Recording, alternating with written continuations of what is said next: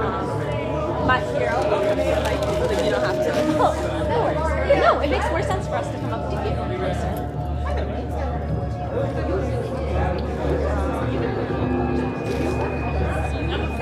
there.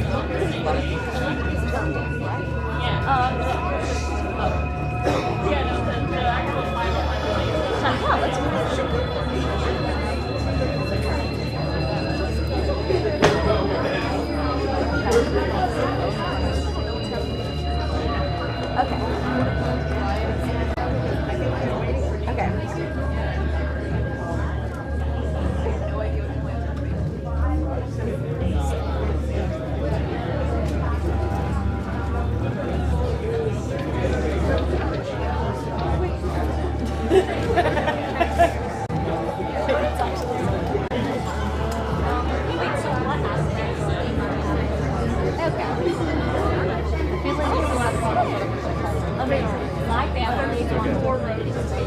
We can always stack chairs. Do that. We got chairs.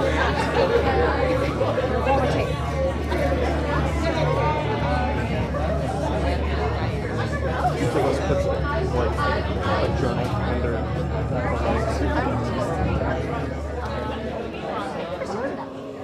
Welcome to the Maryland Shakespeare Players production of Hamlet. This time we are to silence your cell phones and any other recording devices that may beep or buzz during the show. Please keep in mind that photography, recording, and any form of smoking or vaping are all prohibited during the performance. We also ask that you keep aisles and walkways clear as our performers will be using them. Be advised that this performance contains mature content, loud and/or sudden noises, and staged violence. And lastly, please take a moment to locate the nearest exit in the unlikely event of an emergency. Thank you for coming to our show, and welcome to Elsinore.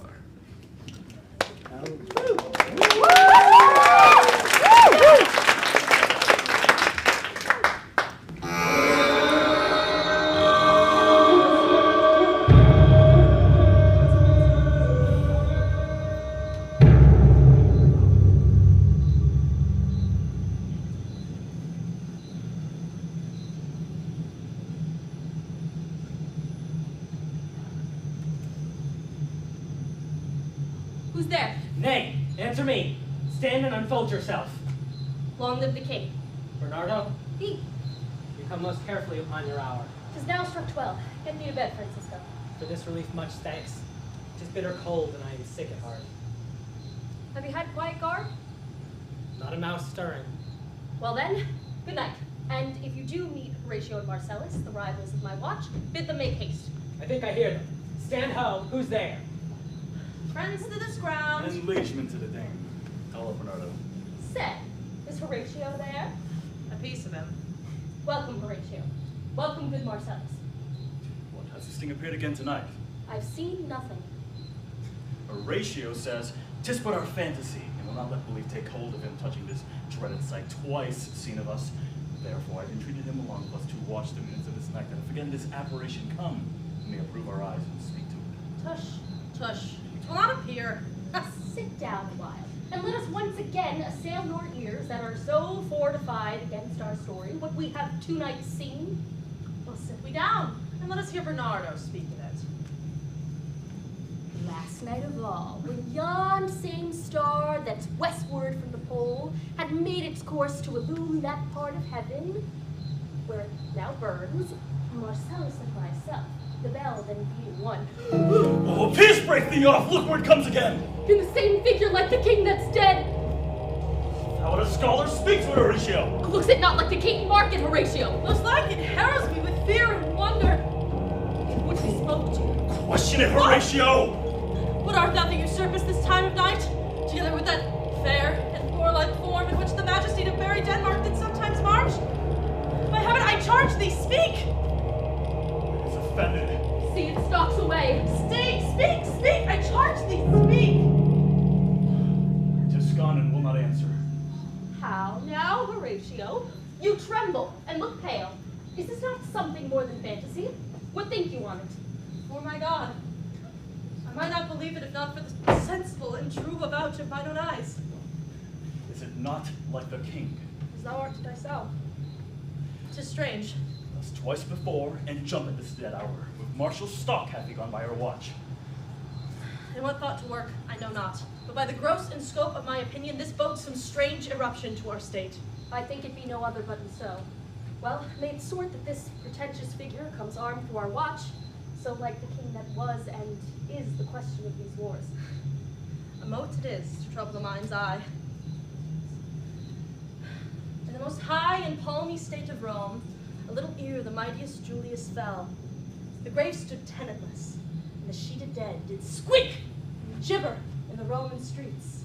And the stars, with trails of fire and dews of blood, disasters in the sun, and that moist star, upon whose influence Neptune's empire stands, was sick almost to doomsday with eclipse. And the like precursor of fierce events, as harbingers preceding still the fates, and prologued the omen coming on, have heaven and earth together demonstrated unto our climatures and countrymen. Soft. Behold, lo, where it comes again! Cross it, though it blast me. Say, illusion, those any sound or use of voice, speak to me. Thou art privy to thy country's fate, which happily foreknowing may avoid. Oh, speak, speak of it, stay and speak. Stop it, Marcellus! Shall I strike it with my partisan? Do if you will not stand. 'Tis here. 'Tis here! 'Tis gone. We do it wrong, being so majestical to offer it the show of violence, for it is as the air invulnerable in our vain blows malicious mockery. It was about to speak when the cock crew. And then it started like a guilty thing upon a fearful summons. I have heard the cock, that is the trumpet to the morn, doth with his lofty and shrill-sounding voice awake the god of day. And at his warning, the extravagant and erring spirit hies to his confine, and to the truth herein, this present object made probation. So I have heard, and do in part believe it. But look, the morn, in russet mantle clad, walks o'er the dews of yon high eastward hill. Break we our watch up, and by my advice, let us impart what we have seen tonight unto young Hamlet, for upon my life, this spirit, dumb to us, will speak to him. Do you consent that we shall acquaint him with it, as needful our loves, fitting our duty? Let's do it, I pray, and I this morning know we shall find it most conveniently.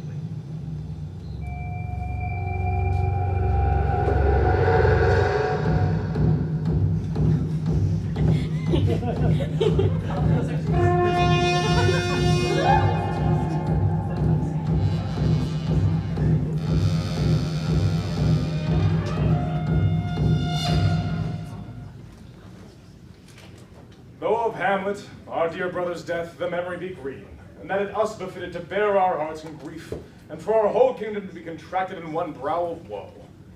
Yet so far hath discretion fought with nature that we, with a wisest sorrow, think on him together with remembrance of ourselves.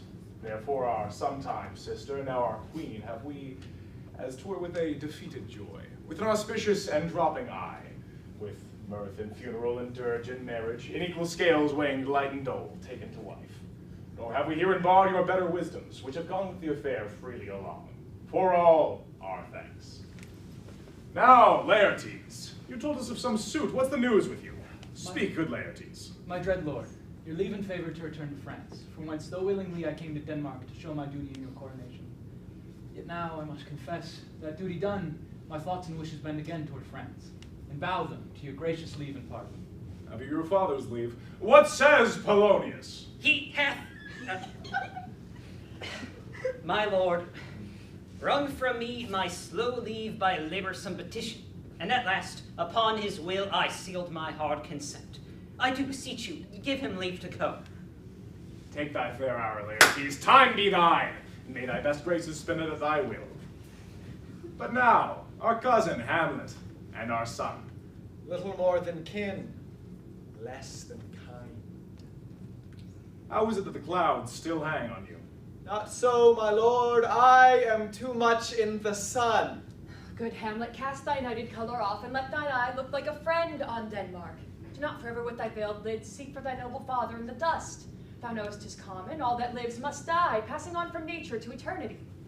Aye, madam, 'tis common. If it be, why seems it so particular with thee? Seems, madam, nay, it is. I know not seems. 'Tis not alone my inky cloak, good mother, nor my customary suits of solemn black, nor windy suspiration of forced breath, no, nor the fruitful river of mine eye, nor the jected haviour of my visage, together with all forms, moods, shapes of grief that can denote me truly. These indeed seem, for they are actions that a man might play. But I have that within which passeth show. These but the trappings and the suits of woe. 'Tis sweet and commendable in your nature, Hamlet, to give these mourning duties to your father so. But you must know, your father lost a father, that father lost his, and the survivor bound to do obsequious sorrow. But to persevere in obstinate condolement is a course of impious stubbornness. 'Tis a manly grief. Why should we, in our peevish opposition, bear to hear it? We pray you, throw to earth this unprevailing woe, beg you to remain here, in the cheer and comfort of our eye, our chiefest courtier, our cousin, and our son. Let not thy mother lose her prayers, Hamlet. I pray you, stay with us. Go not to Wittenberg. Shall in all my best obey you, Adam. Why, 'tis a fair and loving reply, be as ourselves in Denmark. Madam, come. This gentle and unforced accord of Hamlet sits smiling in my heart, in grace whereof no yucca and health that Denmark shall drink today, but a great cannon to the clouds shall tell, and the king's rouse will the heavens brood again, re-speaking earthly thunder. Come, away!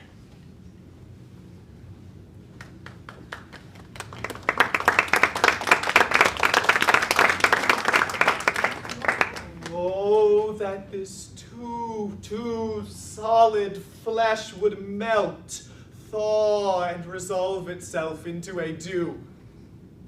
Or that the everlasting had not fixed his cannon against self-slaughter. Oh, God, how weary, stale, flat, and unprofitable seem to be all the uses of this world. Fie on it, fie! An unweeded garden that grows to seed. Things rank and gross in nature possess it merely that it should come to this. But 2 months dead, nay, not so much, not 2, a little month, or ere those shoes were old with which she followed my poor father's body.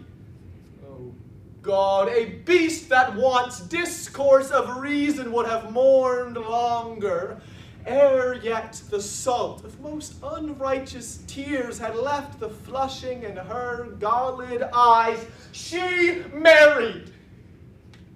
Oh, most wicked speed to post with such dexterity to incestuous sheets. It is not, nor it cannot come to good. But break my heart, for I must hold my tongue. Now to your lordship. I am glad to see thee well, Horatio, or I do forget myself. The same, my lord, and your poor servant always. Sir, my good friend, I'll change that name with you. But what, in faith, make you from Wittenberg? A truant's disposition, good my lord. I would not hear my enemies say so, nor shall you do mine ear that violence to make a truster of your own report against yourself. I know you are no truant. What is your affair in Elsinore? We'll teach you to drink deep ere you depart. My lord, I came to see your father's funeral. I pray thee do not mock me, my fellow student. I think it was to see my mother's wedding. Indeed, my lord, it followed hard upon. Thrift, Horatio. The funeral baked meats did coldly furnish forth the marriage tables. My father. Methinks I see my father. Where, my lord? In my mind's eye, Horatio. My lord, I think I saw him yesternight. Saw? Who? My lord, the king, your father, The king, my father. seizing your admiration for a while, with an attent ear, till I may deliver upon the witness of these gentlemen this marvel to you. For God's love, let me hear. 2 nights together had these gentlemen, Marcellus and Bernardo, kept the watch. In the dead vast in middle of the night, they were thus encountered. A figure, like your father, appears before them, and with solemn march goes slow and stately by them. Thrice he walked past their oppressed in fear-surprised eyes, and I with them the 3rd night kept the watch. I knew your father. These hands are not more like. But where was this? My lord, upon the platform where we watched. Did you not speak to it? My lord, I did, but answer made it none. Yet once methought it lifted up its head, and did address itself to motion, like as it would speak. But even then the morning cock crew loud, and at the sound it shrunk in haste away, and vanished from our sight. It is very strange. As I do live, my honored lord, 'tis true, and we thought it written down in our duty to let you know of it. Indeed, sirs, but this troubles me. Hold you the watch tonight. We do, my lord. Would I had been there. It would have much amazed you. I will watch tonight. Perchance 'twill walk again. Warrant it will. If it assume my noble father's person, I'll speak to it, though hell itself should gape and bid me hold my peace. I pray you all, if you have hitherto concealed this sight, let it be tenable in your silence still. And whatsoever else shall hap tonight, give it an understanding, but no tongue. I will requite your loves.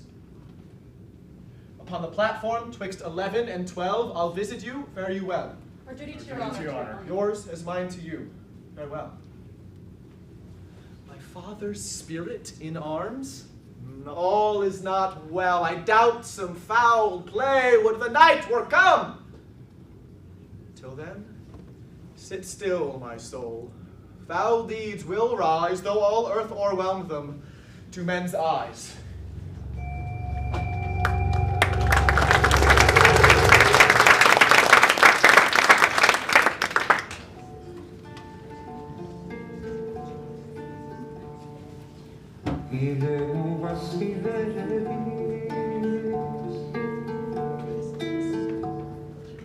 My necessaries are embarked. Farewell.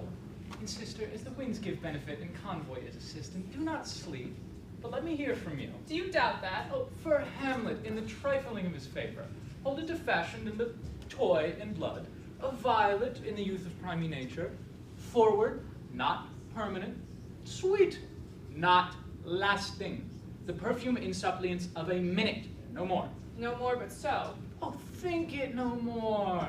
Perhaps he loves you now, in no soil, no caudle doth besmirch the virtue of his will. But you must fear. His greatness wait, his will is not his own, for he himself is subject to his own birth. Hear it, Ophelia, hear it, sweet sister, and keep you in the rear of your affection. Safety lies in fear. Youth to itself rebels, though none else near. I shall the effect of this lesson keep as watchman to my heart. But, good my brother, do not, as some ungracious pastors do, show me the steep and thorny way to heaven, whiles like a puffed and reckless libertine himself the primrose path of dalliance treads, and recks not his own reed. Oh, fear me not. But here my father comes. A double blessing is a double grace. Occasion smiles upon a second leave. Yet here Laertes, aboard, aboard for shame. The wind sits in the shoal of your sail, and you are stayed for. There, my blessing with thee. And these few precepts in thy memory, see thou character. Give thy thoughts no tongue, nor any unproportioned thought his act. Be thou familiar, but by no means vulgar. Do not dull thy palm with entertainment of each new-hatched, unfledged comrade. Beware of entrance to a quarrel, but being in it, bad that the opposed may beware of thee. Neither a borrower nor a lender be, for loan oft loses both itself and friend. This, above all, to thine own self be true, it must follow, as the night the day, thou canst not be false to any man. Farewell, my blessing season this in thee. Most humbly do I take my leave, my lord. Farewell, Ophelia, and remember well what I've said to you. It is in my memory locked. I'll keep the key of it. Farewell! What is it, Ophelia, B hath said to you? So please you, something touching the Lord Hamlet. He hath, my lord, of late made many tenders of his affection to me. Affection? Puh! You speak like a green girl, unsifted in such perilous circumstance. Do you believe his tenders, as you call them? I do not know, my lord, what I should think. Marry, then, I'll teach you. Think yourself a baby. They obtain these tenders for true pay, which are not sterling. Tender yourself more dearly. My lord, he hath importuned me with love in honorable fashion. Aye, fashion, you may call it. Go to. And hath given countenance to his speech, my lord, with almost all the holy vows of heaven. Aye, springs to catch woodcocks. I do know when the blood burns how prodigal the soul. These blazes, daughter, giving more light than heat, extinct in both, even their promise as it is a making, you must not take for fire. From this time, be somewhat scanter of your maiden presence. I would not, in plain terms, from this time forth have you so slander any moment leisure as to give words or talk with the Lord Hamlet. Look to it, I charge you, calm your ways. I shall obey, my lord.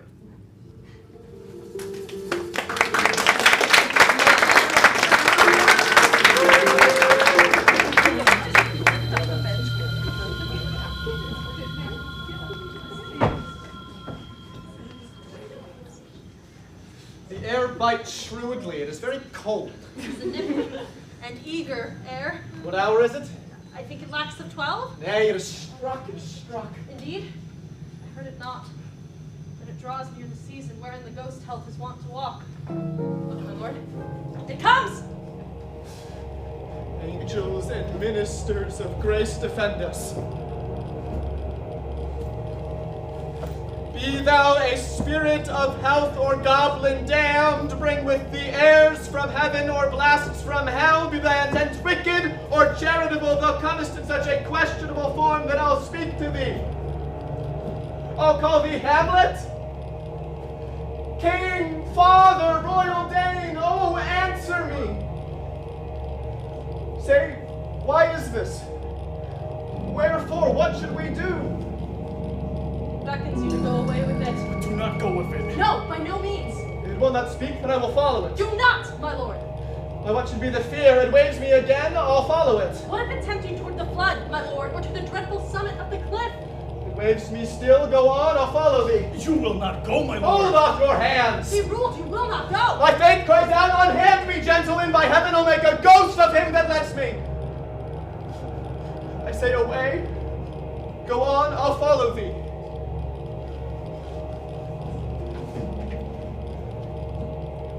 Something is rotten in the state of Denmark. Heaven will direct it. Hey, let's follow.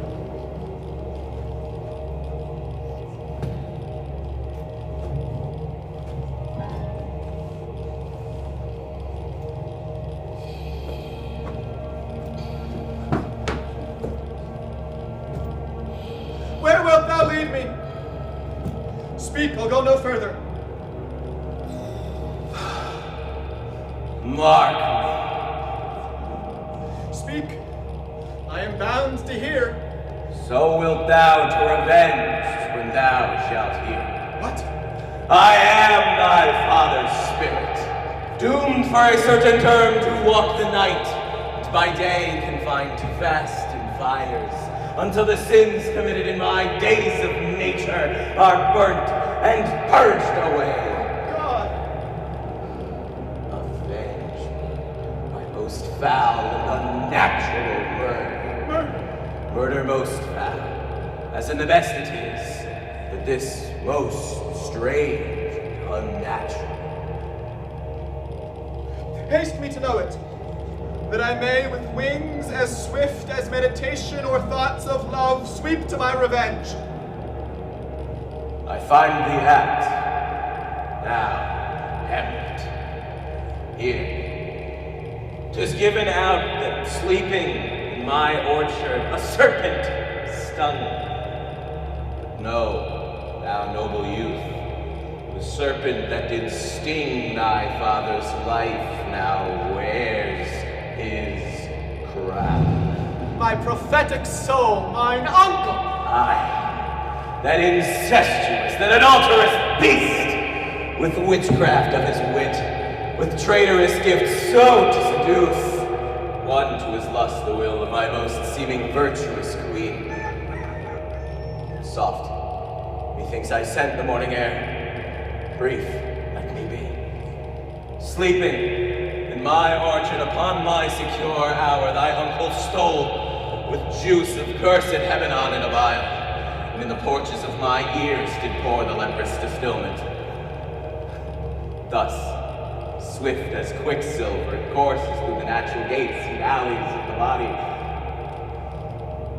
And I, sleeping by a brother's hand, of life, of crown, of queen, once dispatched, cut off, even in the blossoms of my sin, no reckoning made, but sent to my account with all my imperfections on my head.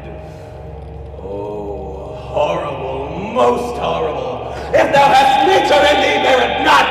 Let not the royal bed of Denmark be a couch of luxury and death and incest! But howsoever thou pursuest this act, taint not thy mind, nor let thy soul contrive against thy mother aught. Leave her to heaven, those thorns that in her bosom lodge to prick and sting her. Fare thee well at once. The glowworm shows the matin to be near, begins to pale his ineffectual fire. Adieu, adieu, Hamlet. Remember me.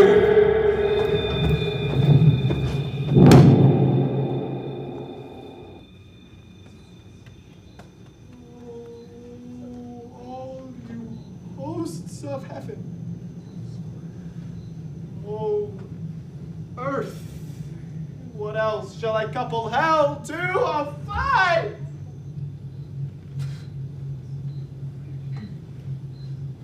Hold. Hold my heart. And you, my sinews, grow not instant old, but bear me stiffly up. Remember thee. Yea, from the table of my memory I'll wipe away all trivial fond records, and thy commandment all alone shall live within the book and volume of my brain.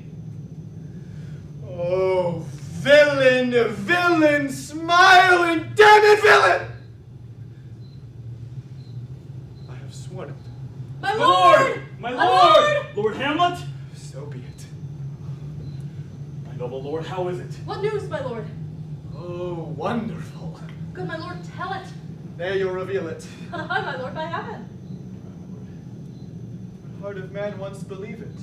How say you? But you'll be secret.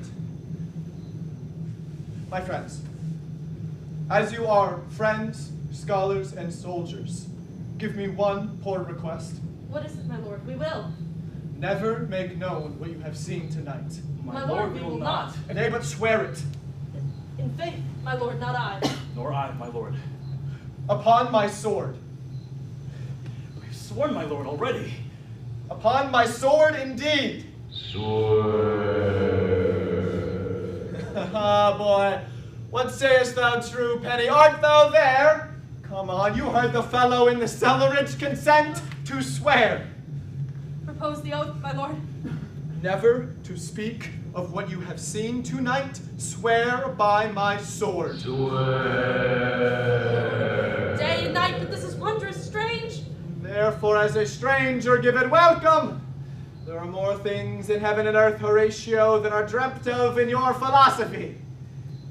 But come, here as before, so help you mercy. Never how strange or odd soe'er I bear myself, as I, hereafter, perchance, shall think meet to put an antic disposition on, that you, at such times seeing me, never shall, with any such ambiguous giving out, to note that you know aught of me.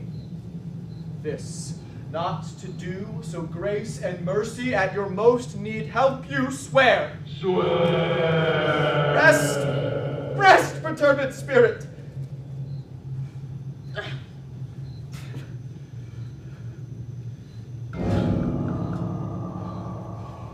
So, gentlemen, with all my love I do commend me to you, and what so poor a man as Hamlet may do to express his love and friending to you, God willing shall not lack. Let's go in together, and your fingers on your lips, still I pray you. Time is out of joint. Oh, cursed spite that ever I was born to set it right. Nay, come, let's go in together.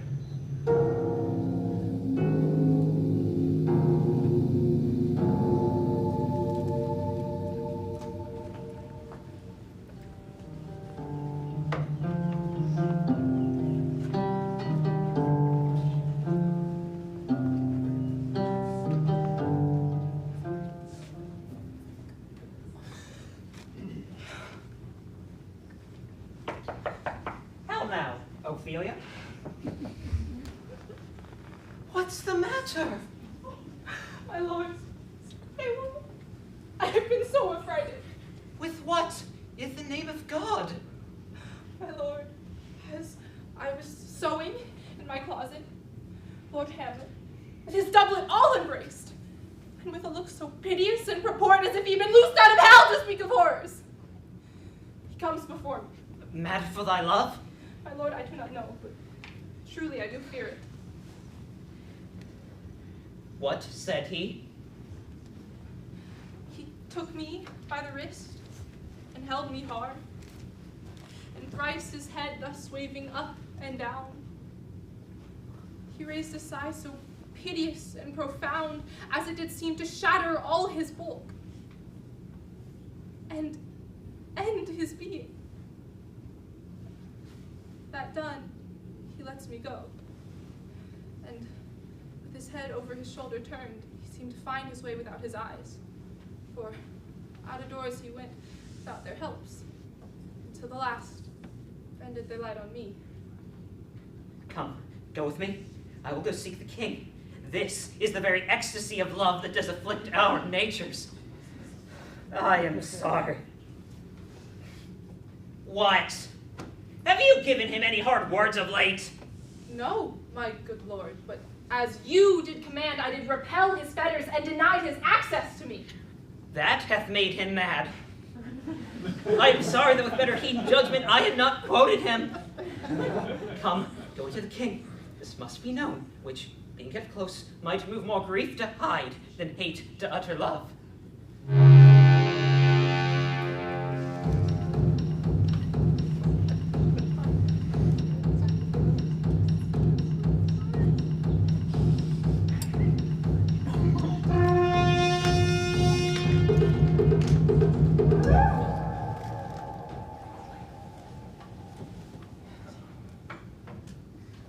Welcome, dear Rosencrantz and yogis. Or that we much did long to see you, the need that we have to use you to provoke our hasty sending. Some of you have heard of Hamlet's transformation. So called sith neither the exterior nor the inward remand resembles that it was. What it should be, and more than his father's death, that has put him so far from the understanding of himself, I cannot dream of. I entreat you, that being of so young days brought up together, you will remain here in our courts some little time, and, by your companies, draw him to pleasures, and to gather from occasion as you may glean, whether aught to us unknown afflicts him thus, that opened lies within our remedy. Good gentlemen, he hath much talked of you, and sure I am there are not two men living to whom he more adheres.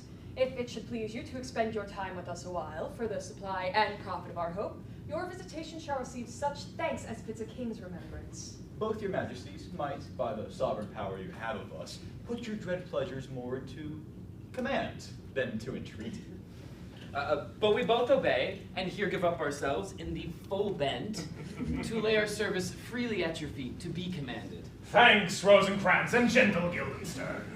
Thanks, Guildenstern and gentle Rosencrantz. And now I beseech you both go instantly visit my too much changed son. Heavens make our presence and our practice pleasant and helpful to him. Aye, amen. I assure my good liege that I have found the very cause of Hamlet's lunacy. Speak of that I do long to hear. I doubt it is no other but the main, his father's death, and our over-hasty marriage. My good liege and madam, to expostulate what majesty should be, what duty is, why day is day, night, night, and time is time, were nothing but to waste night, day, and time. Therefore, since brevity is the soul of wit, and tediousness the limbs and outward flourishes, I will be brief. Your noble son is mad. Mad, call I it, for to define true madness, what is it but to be nothing else but mad? More matter, with less art. Good madam, I swear I use no art at all. That he is mad, 'tis true, 'tis pity, and pity 'tis a foolish figure. But farewell it, for I will use no art. Mad, let us grant it. Then and now remains that we find out the cause of this effect, or rather say, the cause of this defect. For this effect, defective, comes by cause. Thus it remains, and the remainder thus. Perpet.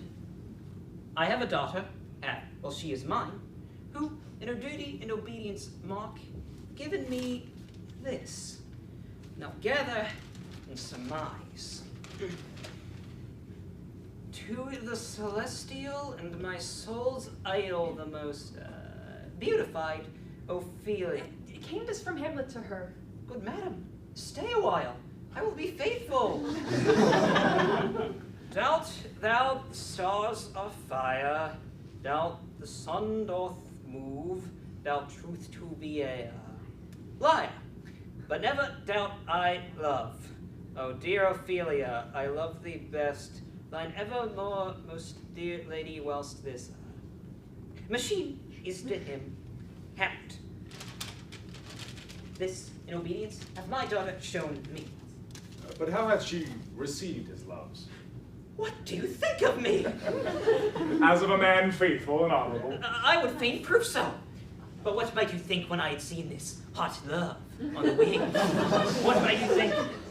No, I went around to work, and to my young mistress thus did I bespeak. Lord Hamlet is a prince, out of thy star, this must not be. Then I precepts gave her, that she should lock herself from his resort, which done, she took the fruits of my advice.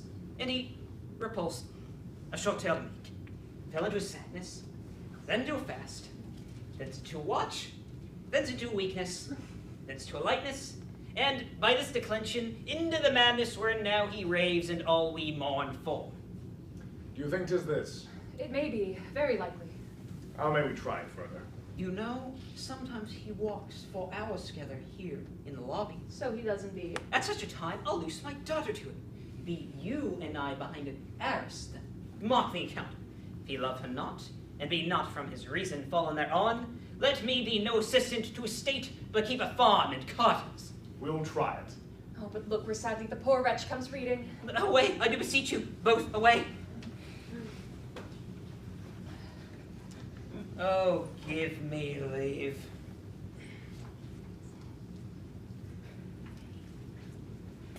How my good lord Hamlet?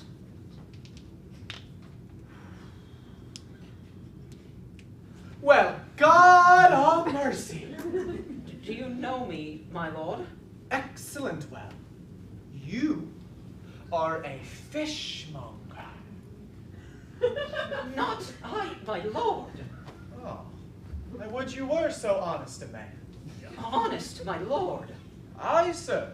To be honest, as this world goes, is to be one man picked out of 10,000. That's very true, my lord. For if the sun breed maggots in a dead dog, it being a good kissing carrion, have you a daughter? I have, my lord. Let her not walk in the sun, for conception is a blessing, but not as your daughter may conceive. Friend, look to it. Though this be madness, yet there is method in it. Will you walk out of the air, my lord? Into my grave. Indeed, that is, out of the air. How pregnant sometimes his replies are. Happiness that often madness hits on, which reason and sanity cannot so prosperously be lived. I will leave him, and presently contrive the means of meeting between him and my daughter. My honorable lord, I must most humbly take my leave of you. Sir, you cannot take anything from me that I would more willingly part withal. Except my life. Except my life! Except my life! Ooh, ah!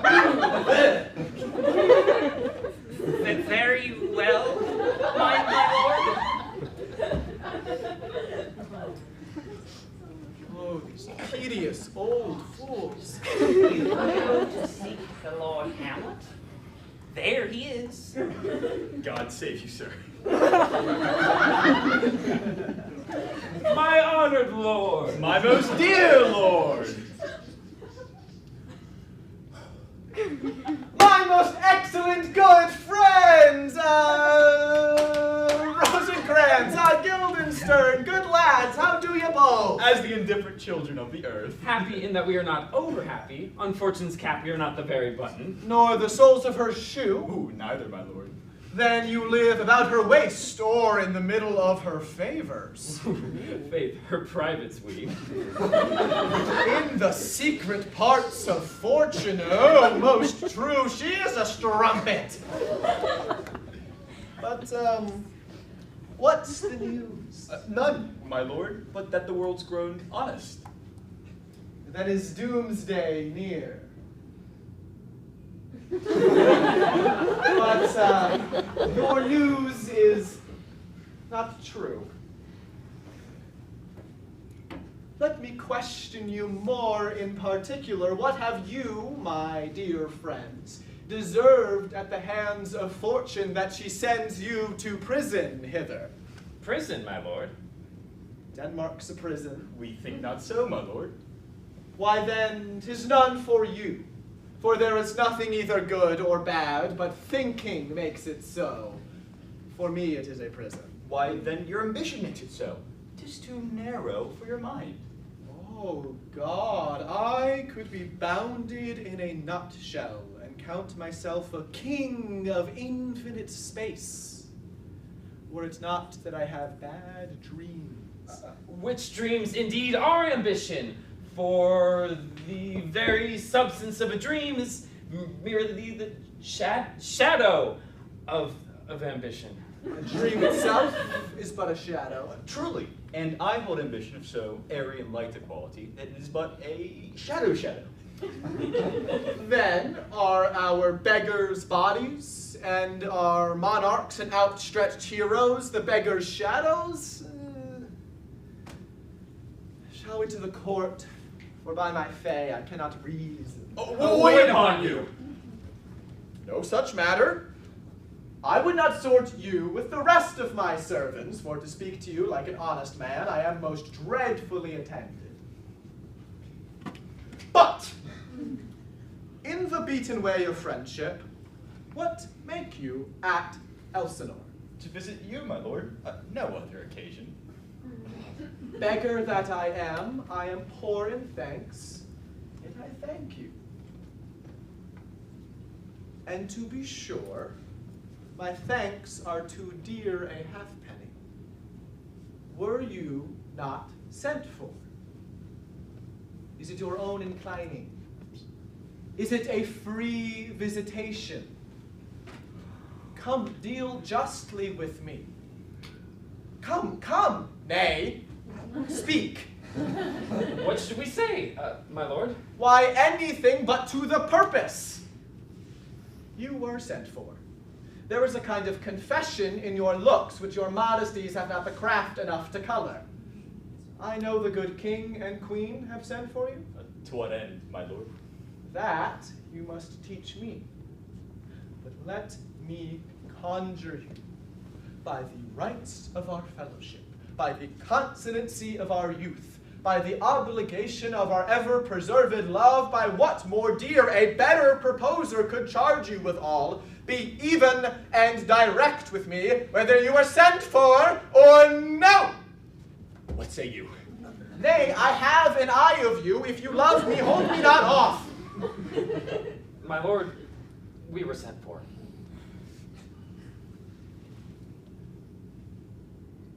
I will tell you why. So my anticipation shall prevent your discovery, and your secrecy to the king and queen moult no feather. I have of late, and wherefore I know not, lost all my mirth, forgone all custom of exercises.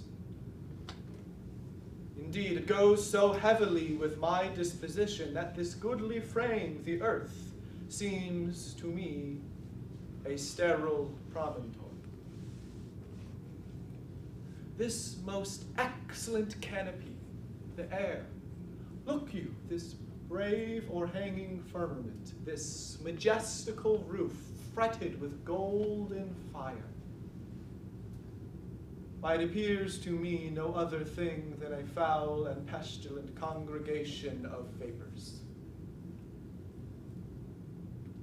What a piece of work is a man. How noble in reason, how infinite in faculty, in form and moving, how express and admirable. In action, how like an angel, in apprehension, how like a god. The beauty of the world, the paragon of animals. And yet, to me, what is this quintessence of dust? Man delights not me. Nor woman neither, though by your smiling you seem to say so. My lord, there was no such stuff in my thoughts. Why did you laugh when I said man delights not me? To think, my lord, if you delight not in man, what Lenten entertainment the players shall receive from you. We coded them on the way, and hither are they coming to offer you service. What players are these? Even those you were wont to take delight in. The tragedians of the city. There are the players. Gentlemen, you are welcome to Elsinore. Your hands come then. The appurtenance of welcome is fashion and ceremony. Let me comply with you in this garb, lest my extent to the players, which I tell you must show fairly outward, seem more like entertainment than yours. You are welcome. But my uncle father and my aunt mother are deceived. In what, my dear lord? I am but mad north-northwest. When the wind is southerly, I know a hawk from a handsaw. I prophesy he will come to town me of the players, mark it. You say right, sir. Oh, Monday morning, 'twas so indeed. My lord, I have news to tell. My lord, I have news to tell you. when Roscius was an The actor actors in are come Rome. hither, my lord. Buzz, buzz. Upon mine honor. Oh, Jephthah, judge of Israel, what a treasure hadst thou? What a treasure had he, my lord. Why, one fair daughter, and no more, the which he loved passing well. Still on my daughter. Am I not in the right, old Jephthah? If you call me Jephthah, my lord, I have a daughter that I love passing well. Welcome, masters, welcome all. I am glad to see thee well. Good my lord, will you see the players are well bestowed? Do you hear? Let them be well used. Come, sirs. Follow him, friends. We'll have a play tomorrow. Dost thou hear me, old friend? Canst thou play the Murder of Gonzago? Aye, my lord. We'll have it tomorrow night. You could, for a need, study a speech of some 12 or 16 lines, which I'll set down and insert in it, could you not? Aye, my lord. Very well. Follow that lord, and see that you mock him not. My friends, I will leave you till night. You are welcome to Elsinore. Good, my lord. Aye, so. God be with you.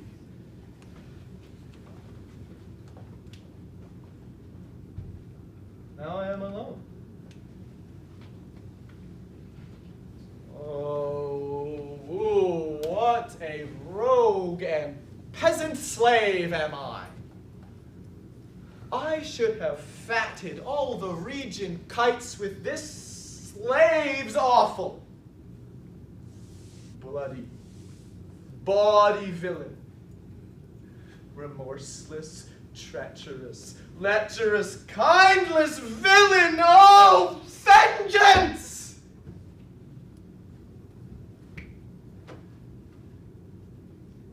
What an ass am I? This is most brave, that I, the son of a dear father murdered, prompted to my revenge by heaven and hell, must like a whore unpack my heart with words. Fie upon it, foe about my brain.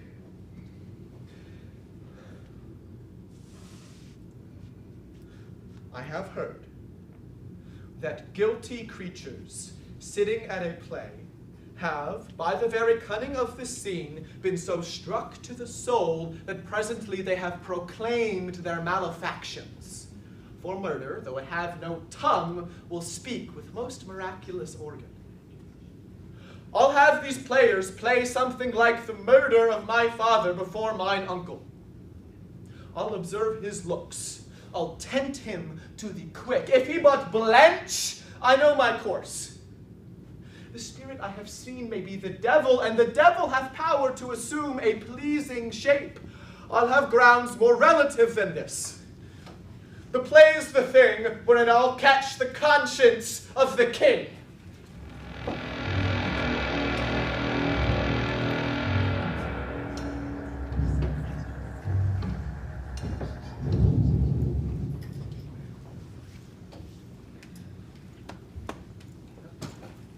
You can by no drift of circumstance get from him why he puts on this confusion, writing so harshly all his days of quiet with turbulent and dangerous lunacy. He does confess he feels himself distracted, but from what cause he will by no means speak. Nor do we find him forward to be sounded, but with a crafty madness keeps aloof when we would bring him onto some confession of his true state. Did he receive you well? Most like a gentleman. But with much forcing of his disposition. Did you essay him to any pastime? Madam, it so fell out that certain players we wrought on the way. Of these we told him. And there did seem in him a kind of joy. And as I think they have already ordered this night to play before him. 'Tis most true. And he beseeched me to entreat your majesties to hear and see the matter. With all my heart, and it doth content me to hear him so inclined. Good gentlemen, give him a further edge and drive his purpose onto these delights. We shall, my lord. Sweet Gertrude, leave us too. For we have closely sent for Hamlet hither, that he, as 'twere by accident, may affront Ophelia here. Her father and myself, lawful espoused, will bestow ourselves that, seeing unseen, we may of their encounter frankly judge, and gather, from how he is behaved, whether it be affliction of his love or no that thus he suffers for it. I shall obey you, and for your part, Ophelia, I do hope that your good beauties be the happy cause of Hamlet's wildness, and so I shall hope your virtues will bring him back to his wonted ways again, to both your honors. Madam, I wish it may. Ophelia, walk you here. Gracious, so pleased you, we will bestow ourselves. Read on this book. I hear him coming. Let's withdraw, my lord.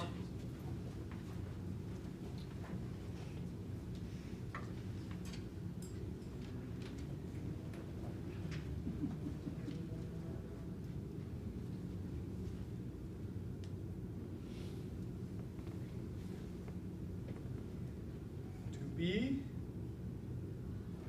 or not to be? That is the question. Whether 'tis nobler in the mind to suffer the slings and arrows of outrageous fortune, or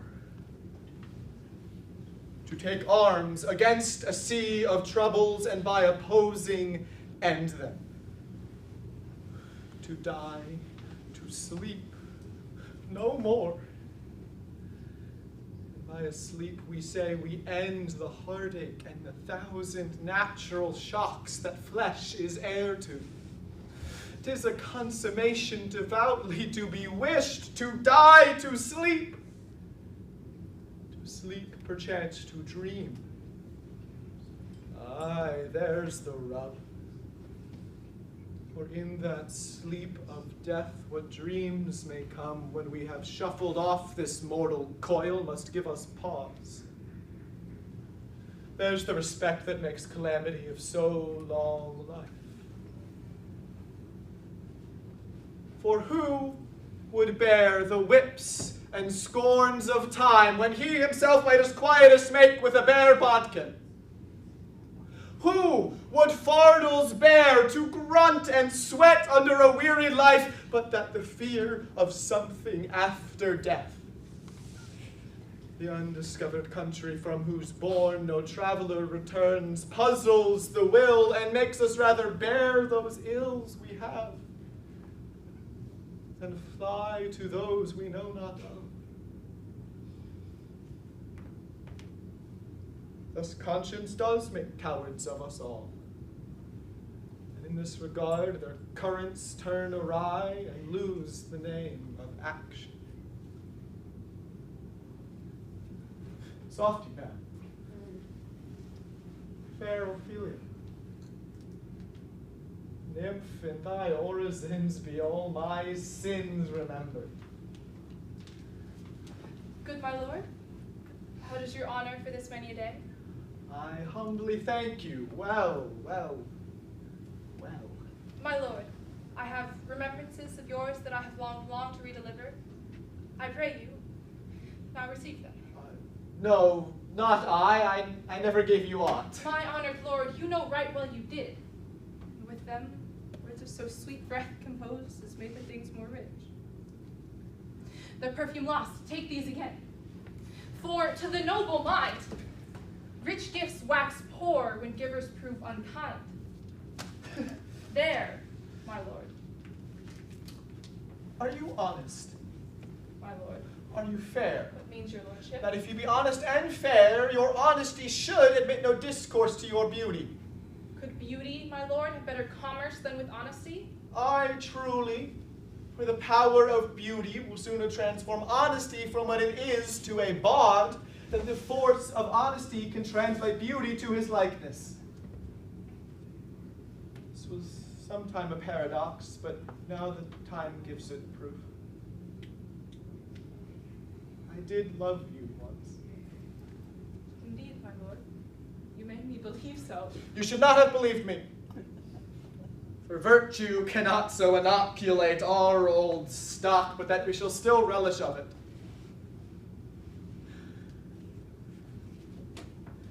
I loved you not. I was the more deceived. Get thee to a nunnery. Why wouldst thou be a breeder of sinners? I am myself indifferent, honest, yet I could accuse me of such things that it were better my mother had not borne me. What should such fellows as I do, crawling between earth and heaven? We are errant knaves, all believe none of us. To a nunnery go. Oh, help him, you sweet heavens! If thou dost marry, I'll give thee this plague for thy dowry. Be thou as chaste as ice, as pure as snow, thou shalt not scape calumny. To a nunnery go, and quickly too. Oh, heavenly powers, restore him! I have seen your paintings too well enough. God has given you one face, and you make yourself another. You jig, you amble, and you lisp. You nickname God's creatures, and you make your wantonness your ignorance. I'll have no more on it. It hath made me mad. We will have no more marriages. All those who are married, save one, shall live. The rest shall keep as they are.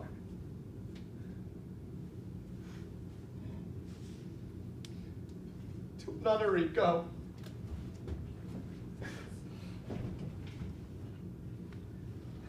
Oh, what a noble mind is here o'erthrown. The courtiers, soldiers, scholars, eye, tongue, sword, the observed of all observers, quite down. And I, of ladies most deject and wretched, sucked the honey of his music vows, now see that noble and most sovereign reason, like sweet bells jangle, out of tune and harsh. That unmatched form and feature of blown youth, blasted with ecstasy. Oh,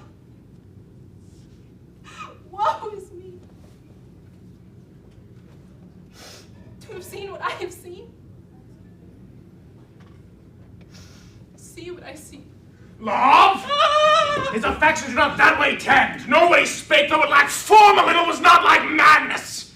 There's something in his soul, over which his melancholy sits on brood, and I do doubt the hatch and the disclose will be some danger. For which to prevent, I have in quick determination, thus set it down. She shall, with speed, to England. It shall do well. But yet do I believe the origin commencement of his grief sprung from neglected love. How now, Ophelia? You need not tell us what Lord Hamlet said. We heard it all. My lord, do as you please, but if you hold it fit, after the play, let his queen mother all alone entreat him to show his grief. Let her be round with him, in all he place, so please you, in the ear of all their conference. If she find him not, then to England send him, or confine him to where your wisdom best shall think. It shall be so. Madness in great ones must not unwatched go.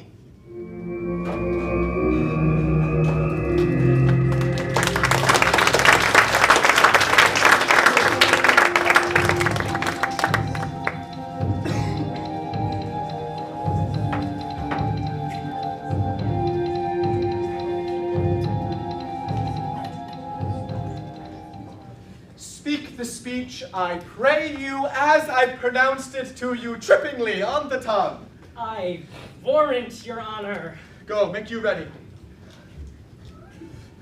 What ho, Horatio? Here, sweet lord, at your service. Horatio, thou art e'en as just a man as ere my conversation e'er coped withal. Oh, my dear lord. Nay, do not think I flatter. For since my soul was mistress of her own choice, and could of men distinguish, her election hath sealed thee for herself. Give me the man who is not passion's slave, and I will keep him here in my hearts, my core of hearts, as I do thee. Something too much of this. There is a play tonight before the king.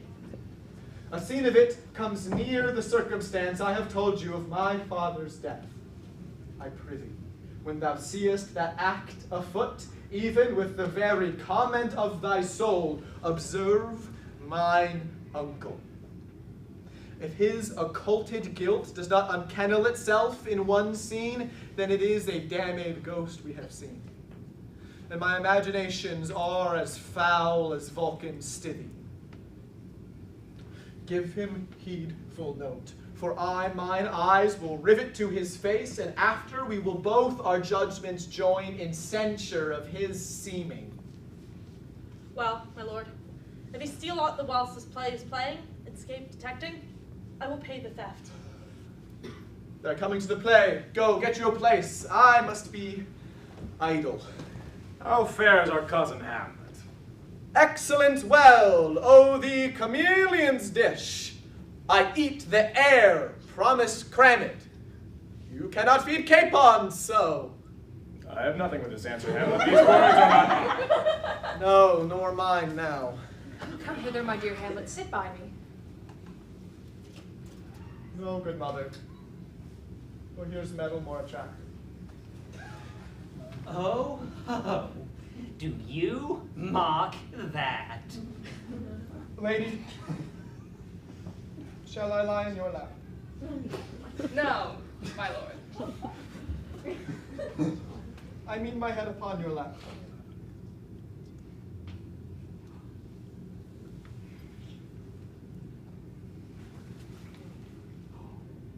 Aye, my lord. Do you think I meant country matters? I think nothing, my lord. It's a fair thought to lie between maids' legs. What is, my lord? Nothing. You are married, my lord. Who, I?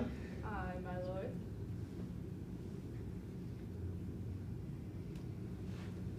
Oh God, you're only jig maker! What else should a man do but be merry? For look you, how cheerfully my mother looks, and my father having died within these 2 hours. Nay, 'tis twice 2 months, my lord. So long!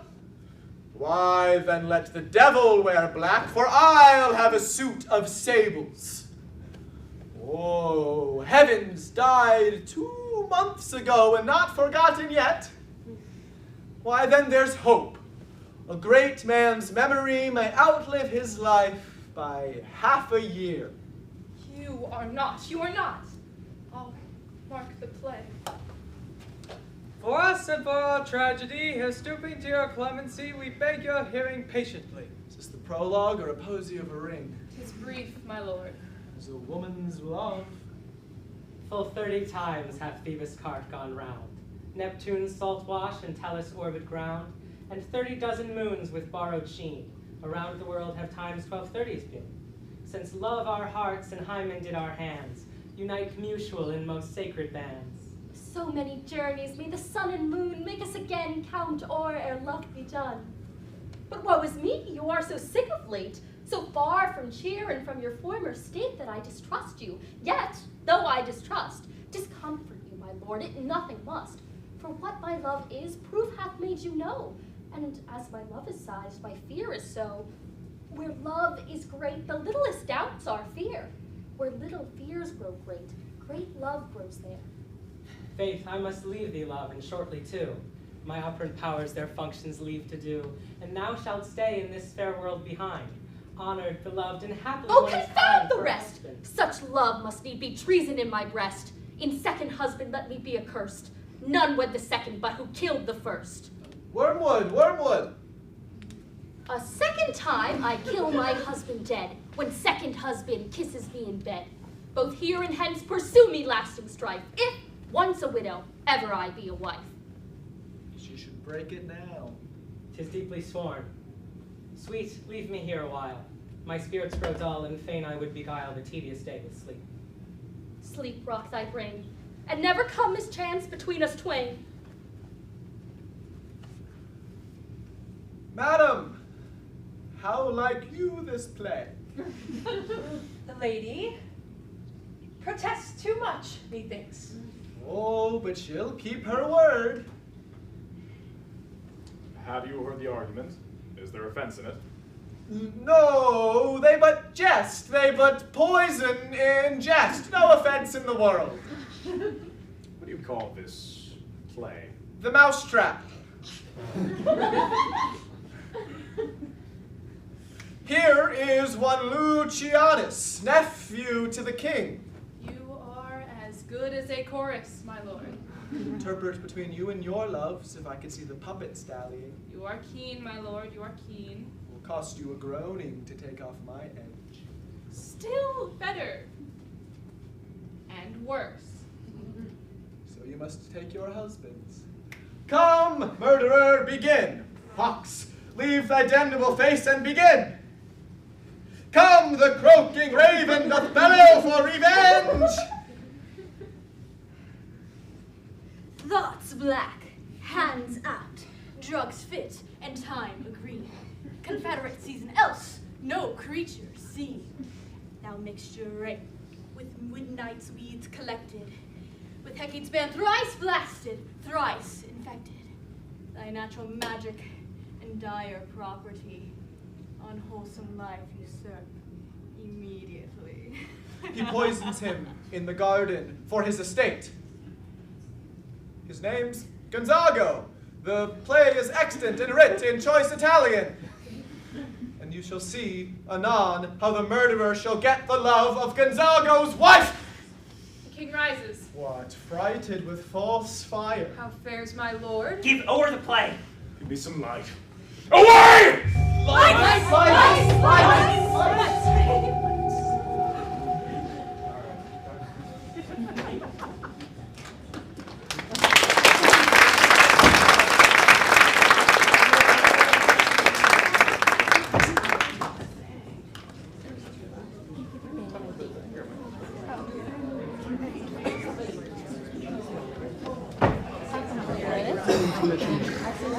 Intermission. That's, oh, okay. I was like, that ended so abruptly. What do you mean?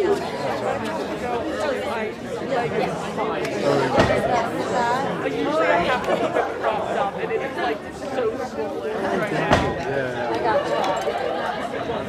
Well, thanks for coming out. Dude, I will. I got to thank you because I was really Dude, this is so sick. This is like one of the best plays that I've seen. Yeah, like literally. We should do at one point when we're not college students to go see Shakespeare. Not out the door. Shakespeare, where's that? I don't remember where, but like, you guys know what that is? It was fantastic. Do you know what that is? Drunk speak Shakespeare. I don't know if I'm super familiar. Basically, we're really enjoying professional, like, you know, play of Shakespeare. But one of the actors, has taken like I think it's like 4 shots of whiskey beforehand, and it's basically basically one of and it's random. It's not like a specific oh it's gonna be this person. Yeah. Like one of them is gonna be like bring up Faye. Right. Yeah. And so it sounds fun. Yeah, be chivalrous. Alright. Yeah, it's our first Shakespeare. Yeah. I'm glad it's going on.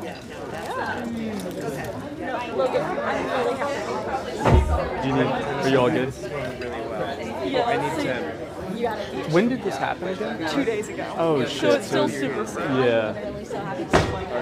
Always. Do you have like means to ice it at all? Yeah, I have like... Stick it outside. No, I have a fridge and freezer. Oh, I'm so sorry. I'm gonna grab some water while it's in. Drop this off. Where was I?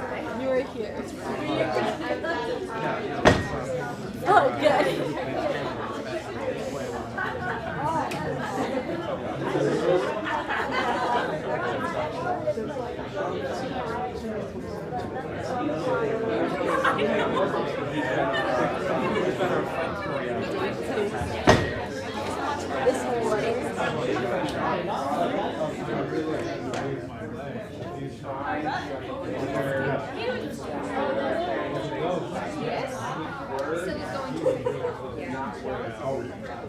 Yes. I know.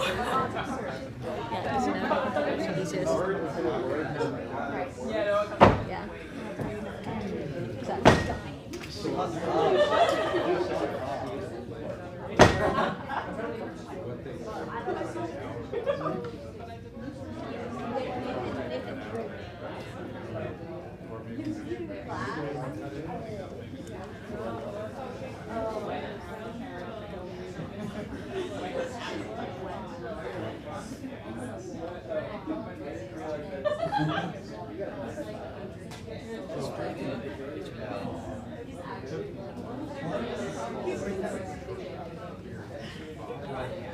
That's so funny.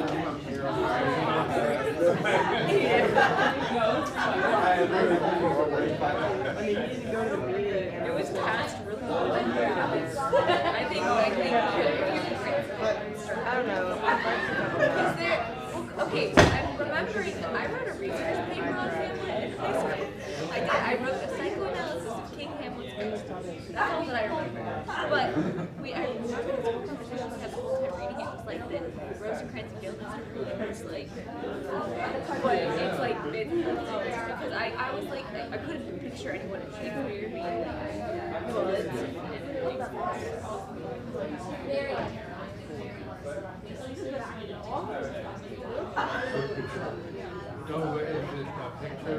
we have a good, we were there, right? We went to Cap City, and the three of us, we took a biceps picture together. It's on the back of the first book.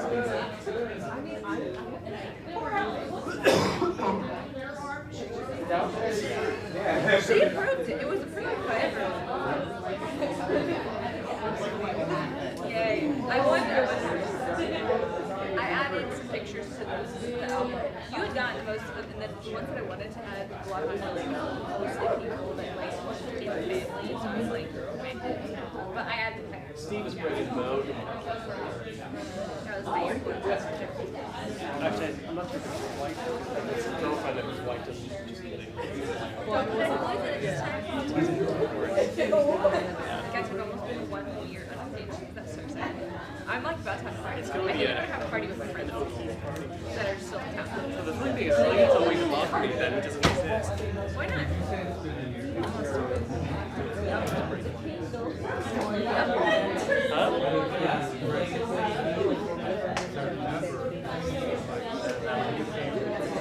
That's crazy. We gotta text her and be like, hey, you meet a real weird guy.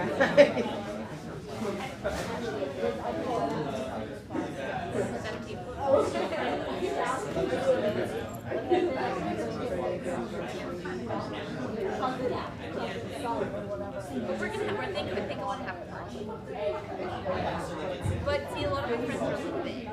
Well, Amelia's good. But So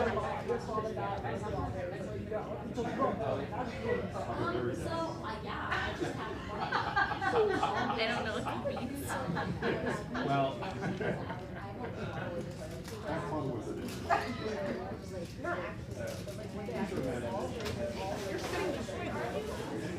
Yeah. I figured it out.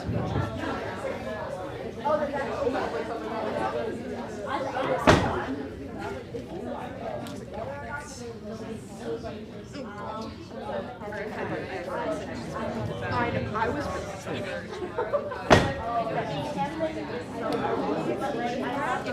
Can you please do we all worked on that fictional character, and I And I'm just vibing. I worked out really hard.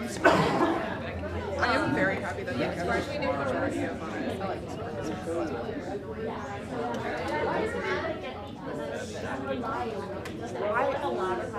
It's just me. Yeah. Many conversations. Don't do it.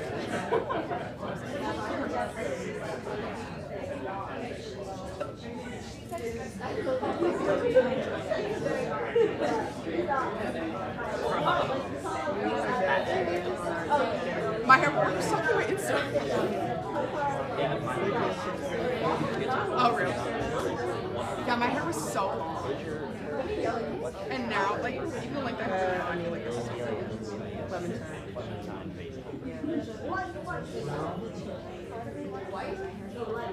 How short? I mean, like, I had it when I was like years before, but like this is where all the memories is, and I can't afford it. I've never like bleached it home, and I'm afraid that I fuck it up because in order to get like fun colors, You have to bleach it. Yeah. Get someone you know. That's not right. That's not weird. That's not weird.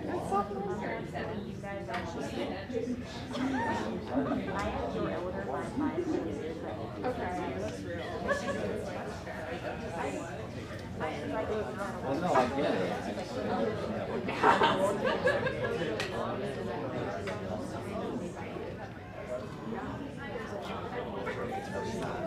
Shut up, stop it, not the sidebars. Oh my god.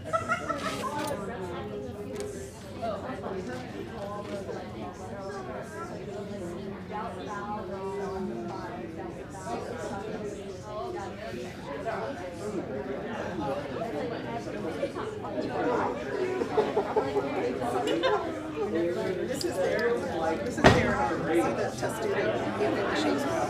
That's their mascot. It's pretty fun. It's a turtle dressed like Shakespeare. Oh, excuse me, Splinter.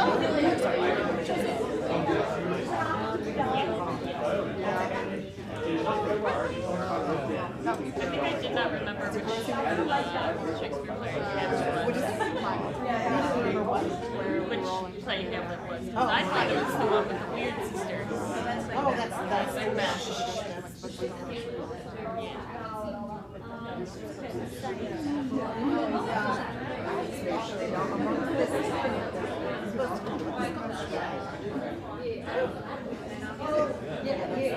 Oh, my friend.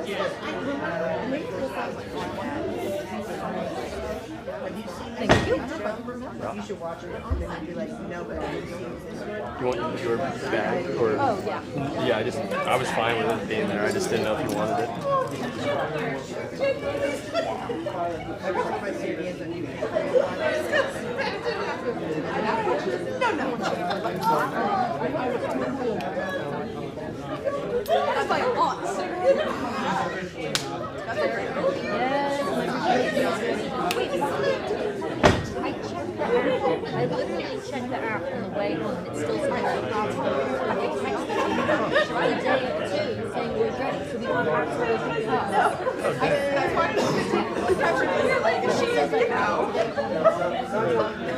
That's so weird. I feel like your sister needs to be updated.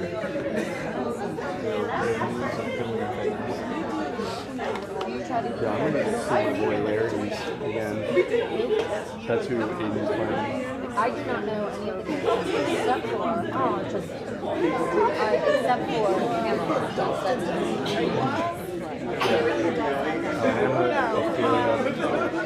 Ophelia's brother Larry's stepfather. I don't know. One of my best friends. I don't know what this is.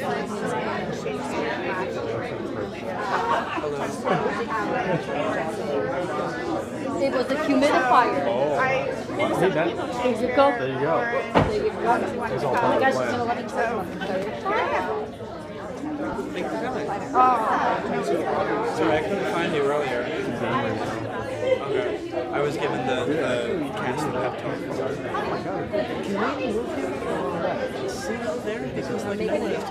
I gave him some rice, but then I took him the eye too much. Oh, yeah, you took it away. You'll be able to see I'll do it. You just got promoted to first class. Yeah, hell yeah. I love all the different, like, the fake ads. What? Oh, yeah. Oh, you have that? Yeah. Where? Yeah, it's just on the side.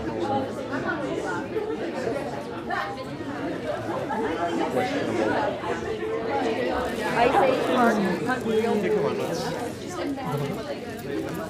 Don't let the man eat you down. Dark room, make your crack and fix pretty. We buy you one homicide.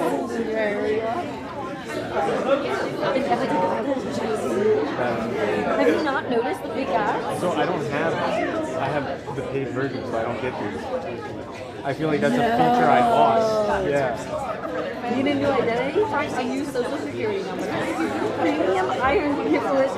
Give it waistcoat and style. Oh, iron giblets. Gibbet. You know, like the like the little buttons? Maybe not. Maybe No, it that's showed not. the iron cage that they like pump people in. Fantastical. Managed points needed. Windmill turbines. New model kills 50 times as many birds. Now that is an upgrade. There's one that's called like Flying Howley. Live grenades, the ultimate self-defense. Want to haunt your enemies? Hire a poltergeist. Happy scale, stop being so what? Invisible clothing can make it without getting arrested. What's some cool superpowers you should radioactive spider get today? Rare paper clips. Deep sea load letters that strike you down. Black box puzzles too dumb to play with. Okay. What are the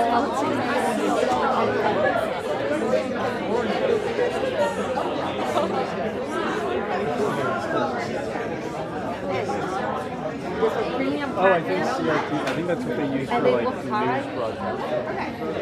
Those have psychedelics right there. I think Kraken insurance cover for any reason. Are you smarter than No. Instant weight loss will cut off your not dumb. Genuine unicorn tears, curves bold, and exercise the functionality. Drive robots, robots.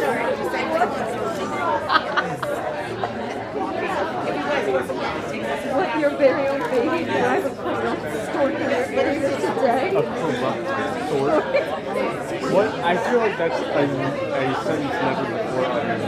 You can survive the kids, you're gonna need them. Flash cows. Apollo for Reddit. Is that an actual one? Yeah, that's the one that I use. But it's no longer a thing. ChatGPT powered microwave. You have one of your free 6 box. Click here to play passive voice to avoid dark mode and block out the white paper. Oh, dude, that has to be my jacket.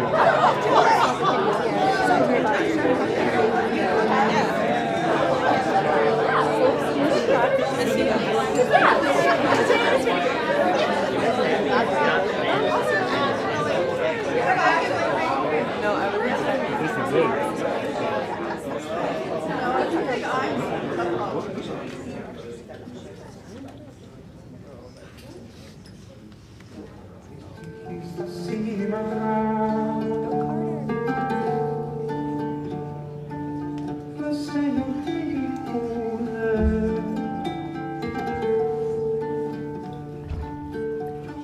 Why, let the stricken deer go weep, the heart ungalled play. For some must watch, and some must sleep, so runs the world away. Good Horatio, I'll take the ghost's word for 1,000 pounds, didst thou perceive? Very well, my lord. Upon the talk of the poisoning. I did very well note him. Why, come some music, come some recorders. For if the king likes not the comedy, why then, belike, he likes it not, methinks. Come, some music. Good, my lord. Vouchsafe me a word with you. Sir, a whole history. The king, sir. What of him? Is in his retirement marvelous distempered. With drink? No, my lord, rather with choler. The queen, your mother, in most great affliction of spirit, hath sent me to you. You are welcome. Nay, good my lord, this courtesy is not of the right breed. If it shall please you to make me a wholesome answer, I will do your mother's commandment. If not, your pardon and my return shall be the end of my business. Sir, I cannot. What, my lord? Make you a wholesome answer, my wit's diseased. But come to the matter, my mother, you say? Then thus she says, your behavior hath struck her into amazement and admiration. Oh, most wonderful son that can so astonish a mother. But is there no sequel on the heels of this mother's admiration? In part. She desires to speak with you in her closet ere you go to bed. So we shall. Were she 10 times our mother. Have you any further trade with us? My lord, you once did love me. So I do still by these pickers and stealers. Good my lord, what is the cause of your distemper? You do, surely, bar the door upon your own liberty if you deny your griefs to your friend. Sir, I lack advancement. How can that be when you have the voice of the king himself for your succession in Denmark? Oh, look, the recorders. Let me see one. Oh, my lord, if my duty be too bold, my love is too unmannerly. Will you play upon this pipe? Believe me, I cannot. I do beseech you. I know no touch of it, my lord. Well, 'tis easy as lying. Govern these ventages with your fingers and thumb. Give it breath with your mouth, and it will discourse most eloquent music.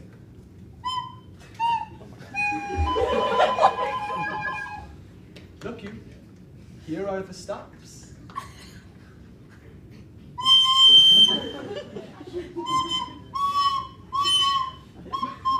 But these cannot I command to any utterance of harmony. I know not the skill.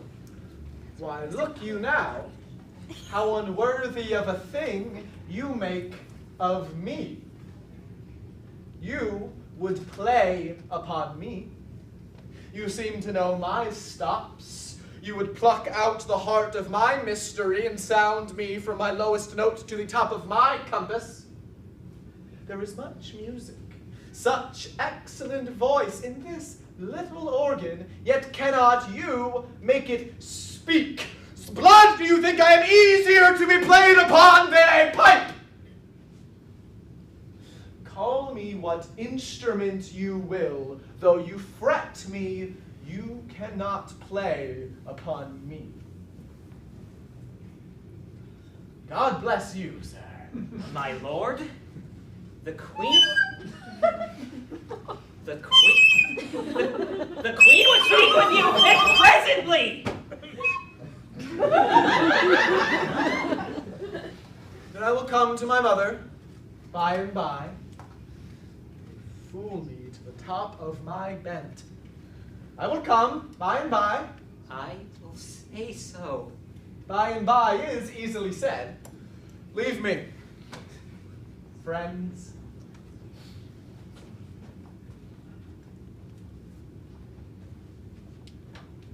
'Tis now the very witching time of night, when churchyards yawn and hell itself breathes out contagion to this world. Now I could drink hot blood and do such bitter business as the day would quake to look on. Soft. Now to my mother, and how in my words, soe'er she be shent, to give them seals, never, my soul, consent.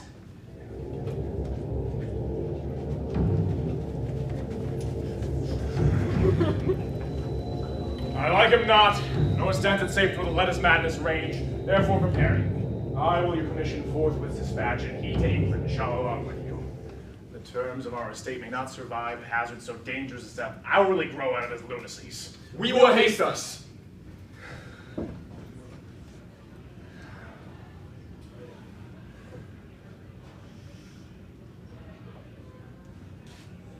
My lord, he's going to his mother's closet.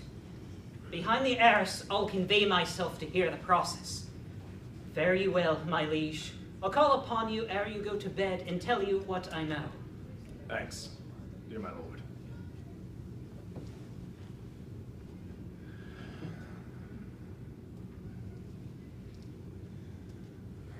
My offense is rank. It smells to heaven. It hath the primal elder's curse upon it. A brother's murder. Pray, can I not? Though inclination be as sharp as will, I stand and pause where first I shall begin, and both neglect.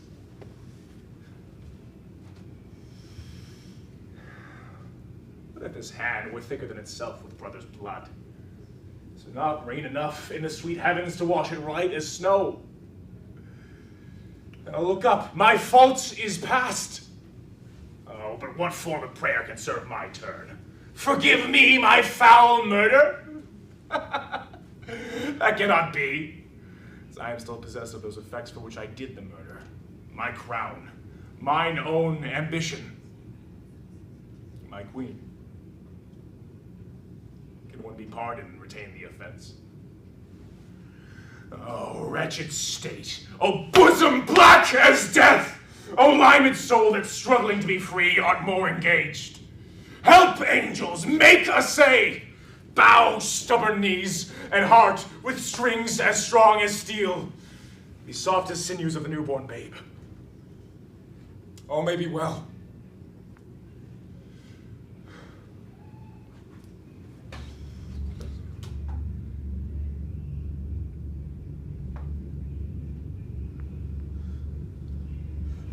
Now I might do it, Pat. Now here's praying, and now I'll do it. So he goes to heaven, and so am I revenged. That would be scanned. A villain kills my father, and I, his sole son, for that do this same villain send to heaven. Oh, this is hire and salary, not revenge. He took my father grossly, full of bread, his crimes broad blown, and where his audit stands, who knows save heaven? But in our circumstance and course of thought, 'tis heavy with him. And am I then revenged to take him in the purging of his soul when he is fit and seasoned for his passage? No. Up, sword, and know thou a more horrid hand. When he is drunk, asleep, or in his rage, or in the incestuous pleasure of his bed, and gaming, swearing, or about some act with no relish of salvation in it, then trip him, that his heels may kick at heaven, and his soul be as damned and black as hell whereto it goes. My mother stays. This physic but prolongs thy sickly days.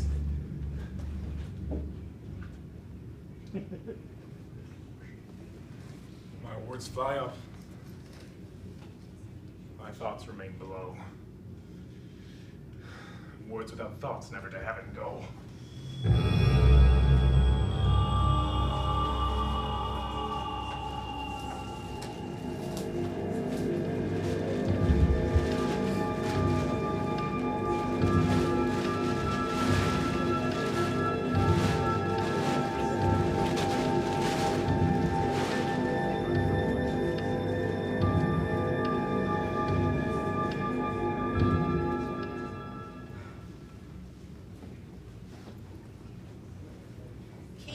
Come straight.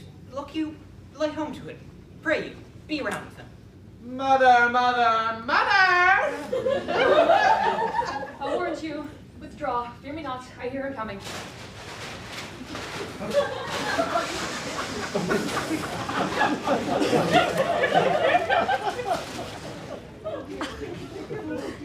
How now, mother? What's the matter?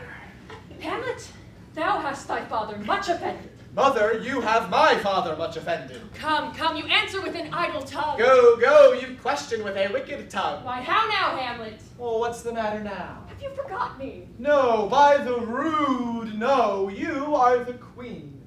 You are your husband's brother's wife, and would I were it not so, you are my mother. Nay, then I'll set those two that can speak. Nay, come, sit you down, you shall not budge.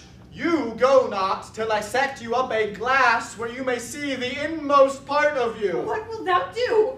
Thou wilt not murder me. Help! Help! How? What? How? Help? How now? Help? A rat? Dead for a ducat! Ah! Oh! Help! Slay!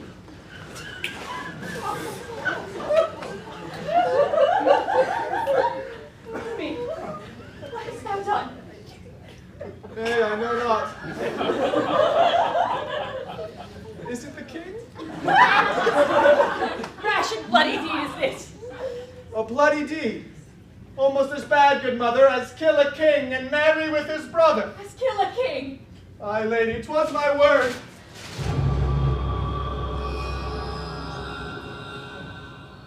Oh, wretched, rash, intruding fool. Farewell. Took thee for thy better. Peace! Sit you down, and let me wring your heart, if it be made of penetrable stuff. What have I done that thou darest wag thy tongue in noise so rude against me? Why, such a deed as from the body of contraction plucks the very soul. From sweet religion makes a rhapsody of words.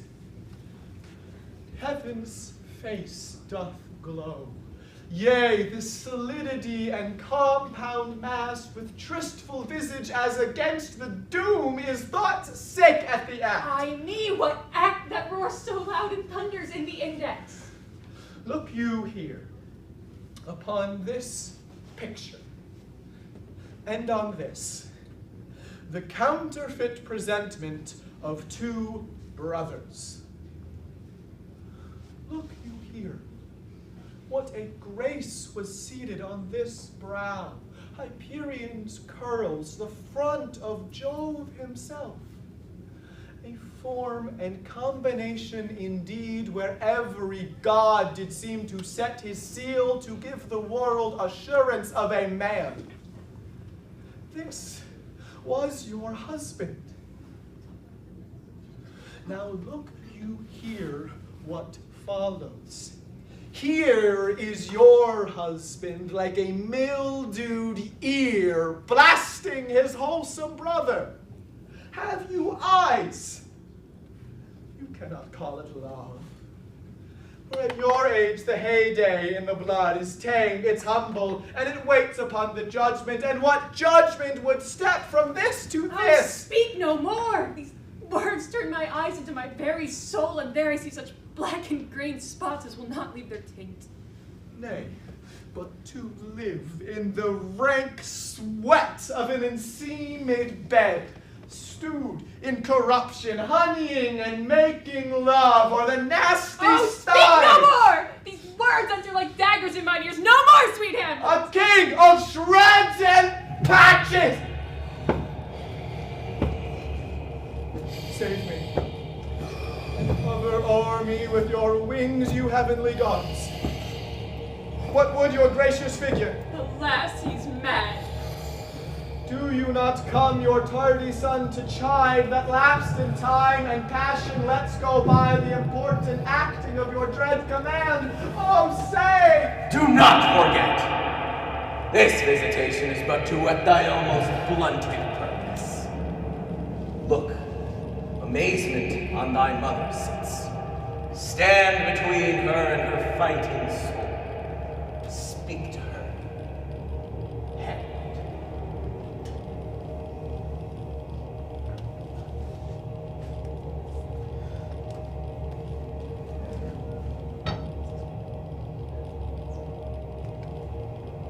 How is't with you?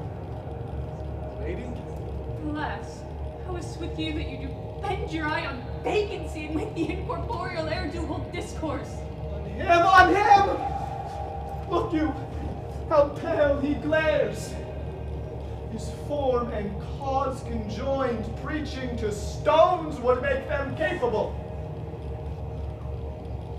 Do not look upon me, lest with this piteous action you convert my stern affect, and what I have to do will want true color, tears perchance for blood. To whom do you speak this? Do you see nothing there? Nothing at all, yet all that is I see. Did you nothing either here? No, nothing but ourselves. Why, look you, how it steals away, my father in his habit as he lived. Look you, even now, out the portal. This is the very coinage of your brain. This bodiless creation ecstasy is very cunning in. Ecstasy.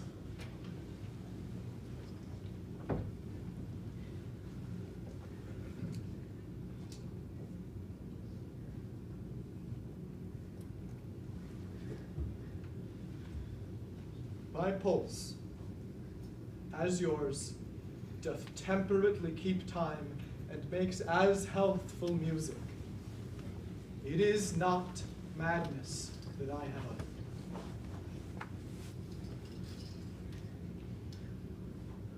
Confess yourself to heaven. Avoid what's to come, repent what's past, and do not spread compost on the weeds to make them rancor. Oh, Hamlet, thou hast cleft my heart in twain. Oh, live the pure with the other half, throw the worser part of it away. Good night, mother. But do not go to mine uncle's bed. Assume a virtue if you have it not, and when you are desirous to be blessed, I'll blessing beg of you. For this same Lord, I do repent, but heaven hath pleased it so to punish me with this, and this with me. I must be cruel only to be kind. Thus bad begins and worse leaves behind. One word more, good mother. What shall I do? Not this, by no means that I bid you do. Let the bloat king tempt you again to his bed, pinch wanton in your cheek, call you his mouse, and let him for a pair of cheek kisses make you ravel all this matter out. That I am essentially not in madness. Be thou assured, if words be made of breath and breath of life, I have no life to breathe what thou hast said to me. I must to England.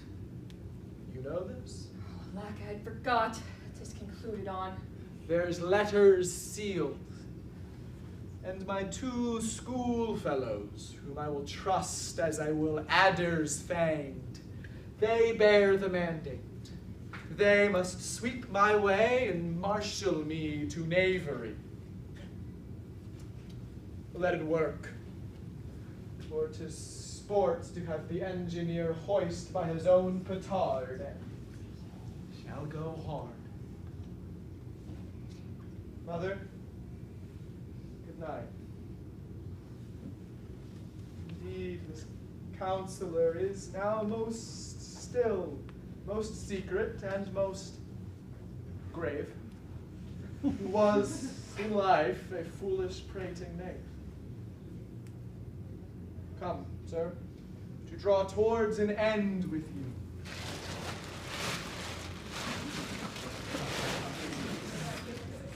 Good night, mother.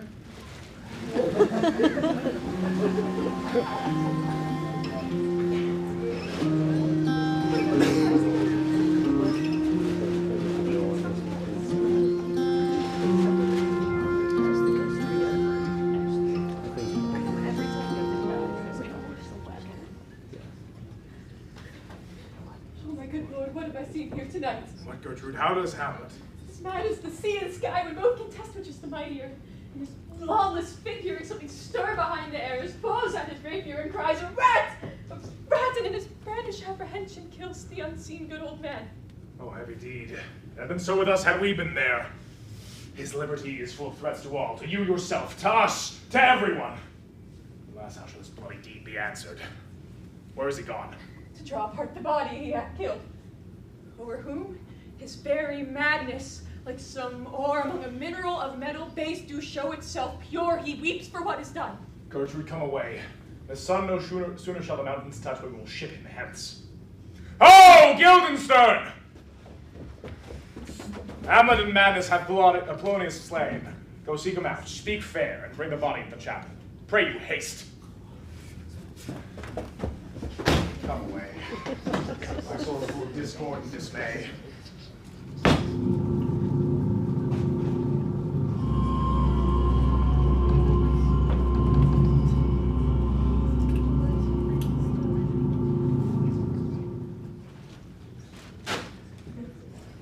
Safely stowed.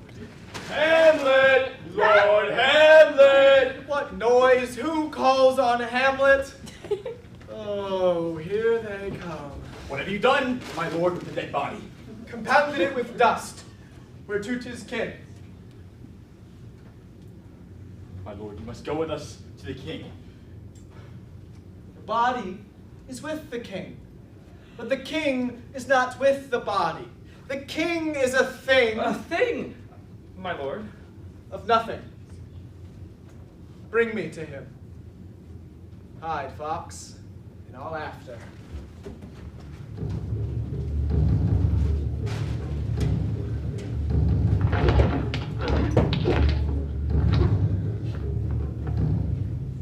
How now, what has befallen? Where the dead body is bestowed, my lord, we cannot give him. But where is he? Without, my lord, guarded to know your pleasure. Bring him before us. Ho, Guildenstern! Bring in, my lord.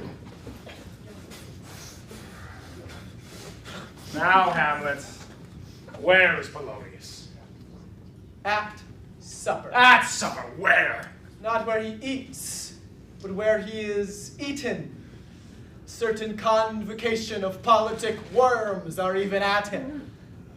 Alas, alas. A man may fish with a worm that hath fed of a king, and a man may eat of that fish that hath fed of that worm. What dost thou mean by this? Nothing but to show how a king may progress through the guts of a beggar. Where is Polonius? In heaven. Send hither to see. If your messenger find him not there, seek him in the other place yourself.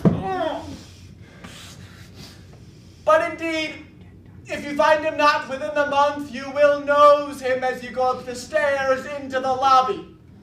Go seek him out. You will stay till you come.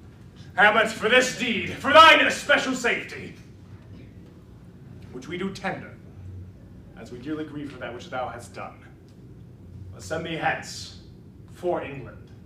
For England? Aye, Hamlet. Good. So it is, thou knewest our purposes. I know a cherub that sees them. But come, for England! Farewell, mother. Thy loving father, Hamlet. My mother.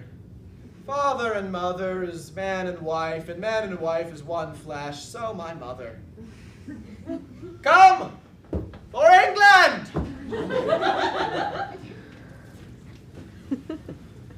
Follow him at foot, tempt him with speed abroad. Away, I'll have him gone tonight. Everything else is sealed and done that else leans on this affair. I pray you haste in this. Like the hectic in my blood, he rages. And thou must cure me. Till I know 'tis done. How are my joys? My hacks were there begun.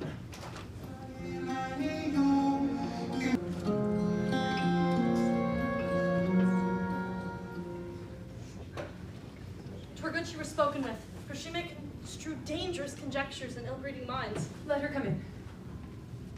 Oh, to my sick soul, that sin's true nature is. Each toy seems prologue to some great abyss. So full of artless jealousy as guilt it spills itself in fearing to be spilt. Where is the beauteous majesty of Denmark? How now, Ophelia? He is dead and gone, lady, he is dead and gone. At his head a grass-green turf, at his heels a stone. Nay, but Ophelia. Pray you, mark, white his shroud as the mountain snow, larded with sweet flowers, which bewafted the grain Alas, to my go, lord, look here. winter love showers. How do you, pretty lady? Well, God hail to you. They say the owl was a baker's daughter. Lord, we know what we are, but know not what we may be. God be at your table. Conceit upon her father. Pray you, let's have no words of this. But when they ask you what it means, say you this. Tomorrow is St. Valentine's Day, all in the morning be time, and I am made at your window to be your Valentine. Then up he rose, and donned his clothes, and up to the chamber door, let in the maid that our maid never departed more. Pretty Ophelia, how long hath she been thus? I hope all will be well. We must be patient. But I cannot choose but weep. To think they should lay him in the cold ground. My brother shall know of it. And so, I thank you for your good counsel. Oh, come my coach. Good night, ladies. Good night, sweet ladies. Good night. Good night. Follow her close, give her good watch, I pray you. This is the poison of deep grief. It stems all from her father's death. Oh, Gertrude and sorrows come, they come not spies, but whole battalions. First her father slain, next your son gone. He most violent author of his own just remove. The people muddied, thick and unwholesome in their thoughts and whispers for good Polonius' death. And we have done but greenly, in hugger-mugger to inter him. Poor Ophelia, divided from herself and her fair judgment, without the which we are pictures, or mere beasts.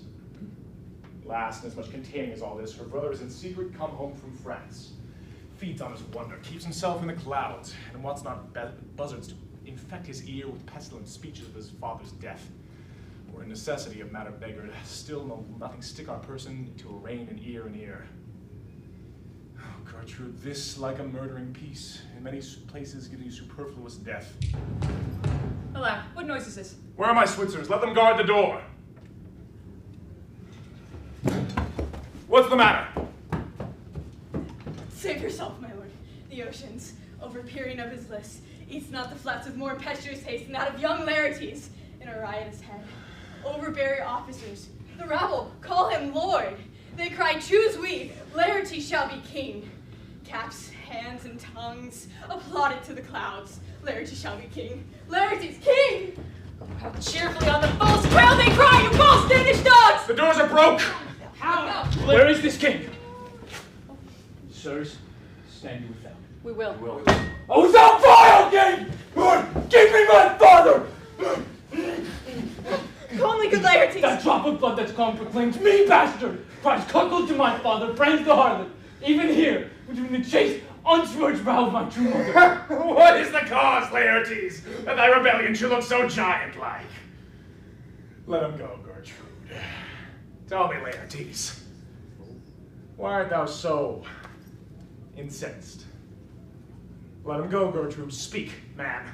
Where is my father? Dead. But not by him. Let him demand his fill. Good Laertes, if you wish to know the certainty of your dear father's death, is it writ in your revenge that sweepstake you will demand both friend and foe, winner and loser? None but his enemies. Will you know them, then? To his good friends, thus wide all up my arms. Why now you speak like a good child and a true gentleman, that I am guiltless in your father's death and most sensible in grief for it. How now, what noise is this? Oh, he tries up my brains.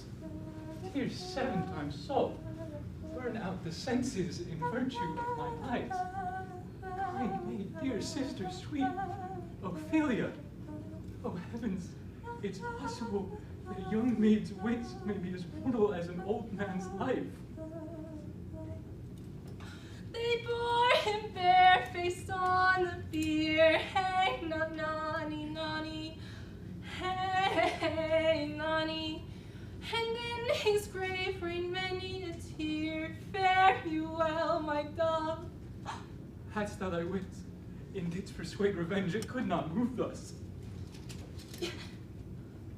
There's rosemary. That's for remembrance. Pray, love, remember. There's pansies. That's for thoughts. A document in madness, thoughts in remembrance is lifted. There's fennel for you. And columbines. There's rue for you. And here's some for me. We may call it herb braces Sundays. Oh, you must wear your rue with a difference.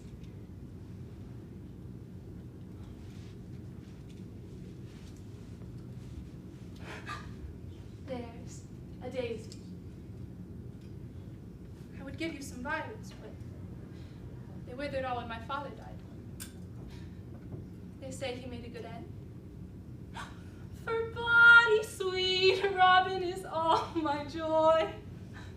Thought and affliction, passion, hell itself, she turns to favor and to prettiness. And will he not come again? And will he not come again? No, no, he is dead. Go to thy deathbed. He never will come again. His beard's as white as snow. All flaxen was his poll. He is gone, and we cast away moan. God have mercy on his soul.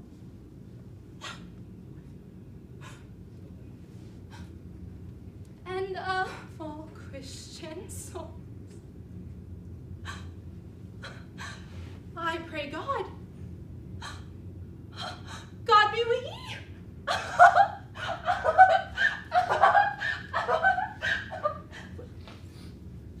Do you see this? Oh God!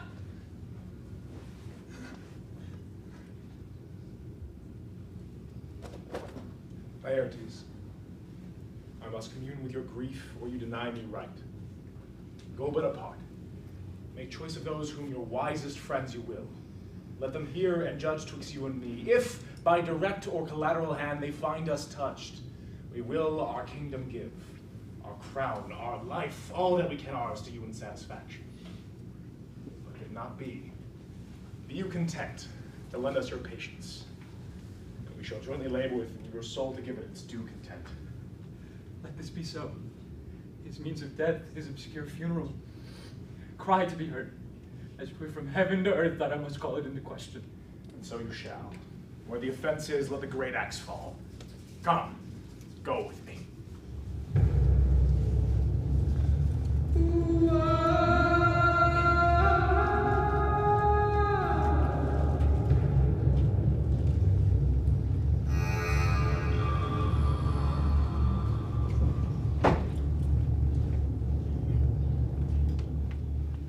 What are they that would speak with me? Sailors, sir.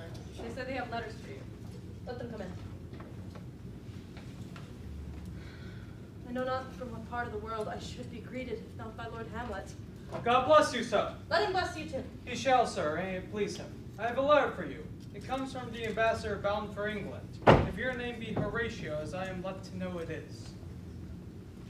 Horatio, when thou shalt have overlooked this, give these fellows some means to the king. They have letters for him. Ere we were 2 days old at sea, a pirate of very warlike appointment gave us chase.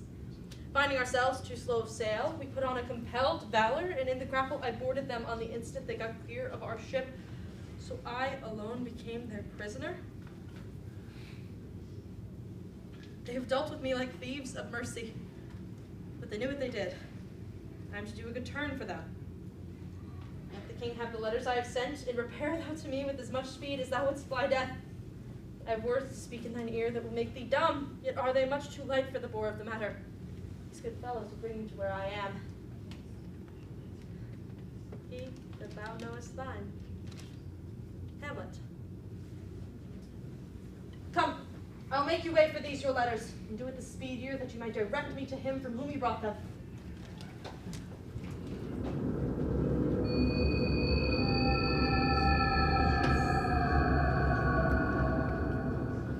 Now must your conscience my acquaintance seal, and you must put me in heart for friend. Sith you have heard, and with knowing ear, that which hath thy noble father slain, pursued my life. And so I have a noble father lost, sister driven in desperate terms, whose worth, if praise may go back again, stood challenger on mount of all the age for her perfections. My revenge will come. I love your father, and we love ourselves. And that, I hope, will teach you to imagine. What now? Letters, my lord, from Hamlet. This to your majesty, this to the queen. Laertes, you shall hear them. Leave us. High and mighty, you shall know I am set naked on your kingdom. Tomorrow shall I beg leave to see your kingly eyes, when I shall, first asking your pardon thereunto, recount the occasion of my sudden and more strange return. Hamlet. What should this be? Are all the rest come back, or is this some abuse and no such thing? Oh, I am lost in it, my lord, but let him come. It warms the very sickness in my heart that I shall live to tell him to his teeth. Thus didst thou. Be so, Laertes, and how should be so? How otherwise will he be ruled by me? Aye, my lord. So you will not, or rule me to peace. Hamlet comes home. What would you undertake to prove yourself your father's son, in deed more than in words? To cut his throat in the church. No place indeed should murder sanctuarize. Revenge should have no bounds. But good Laertes, will you do this? Keep close within your chamber. Hamlet returned shall know you are come home. Will put on those that will praise your excellence and wager on your heads. He, being remiss, generous, and free from all contriving, will not peruse the swords. So, with ease, or with a little shuffling, you will choose a sword unbaited, and in passive practice requite him of your father. I will do it, my lord. For that purpose I'll anoint my sword. I bought an unction of a mountebank so mortal that but dip a knife in it where it draws blood, no cataplasm so rare, collected from all simples that have virtue under the moon, can save that thing from death that is but scratched withal. I'll touch my point with this contagion, such that if I gall him slightly, it may mean death. Let's think on this further. Place a solemn wager on your cunnings. I have it. When in your motion you are hot and dry, as make your bouts more violent to that end, and he calls for drink, I'll prepare him a chalice for the nonce, whereupon, but sipping, if by chance he escaped your venom stuck, our purpose may hold there. How now, sweet queen? One woe doth tread upon another's heel. How fasting. Your sister's drowned, Laertes. Drowned? Oh, where? Sits a willow, grows aslant a brook, who shows his hoar leaves in the glassy stream. There with fantastic garlands did she come of crow flowers, nettles, daisies, and long purples. There on the pendant boughs her cornet weeds, clamoring to hang, an envious sliver broke, where down her weedy trophies and herself fell into the weeping brook. Her clothes spread out wide, and mermaid-like, a while they bore her up, during which time she chanted snatches of old tunes, as one incapable of her own distress, or like a creature, native and endued unto that element. But long it could not be till that her garments, heavy with their drink, hold the poor wretch from her melodious lay to muddy death. She's drowned. She is drowned, then. Drowned. Drowned. Too much of water hast thou, Ophelia, so I forbid my tears. My lord, I have a speech of fire that fain would blaze, but that this folly doubts it. How much I had to do to calm his rage. Now I fear this will give it start again. Therefore let's follow.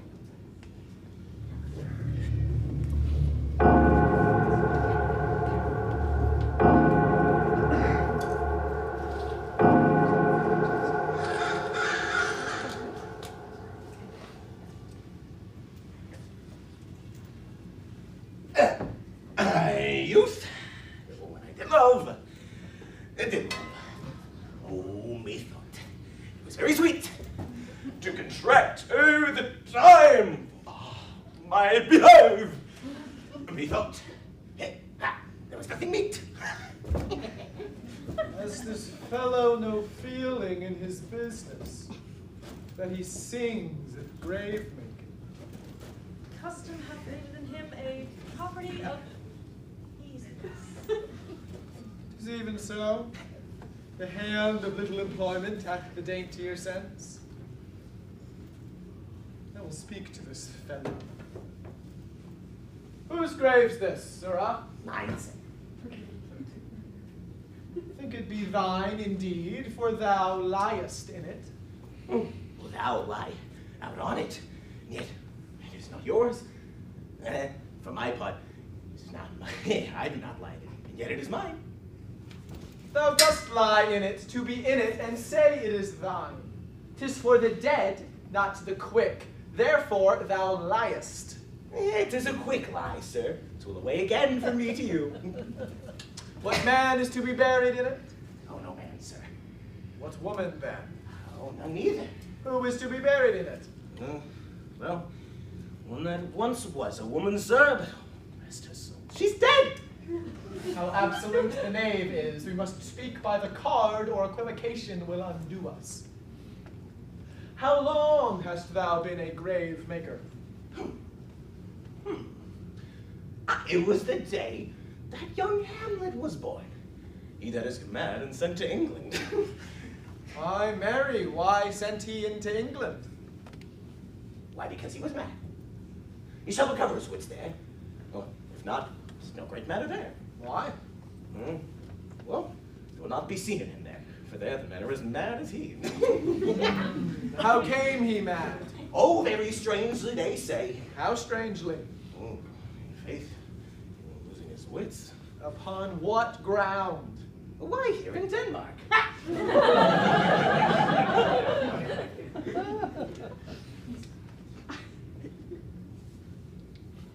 How long will a man lie in the earth ere he rot?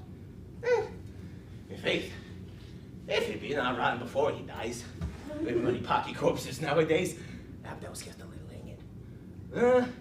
Maybe 8 years, 9 years. He is a skull now. Oh, this skull hath lain in the earth 23 years. Whose was it? Horse and mad fellows it was.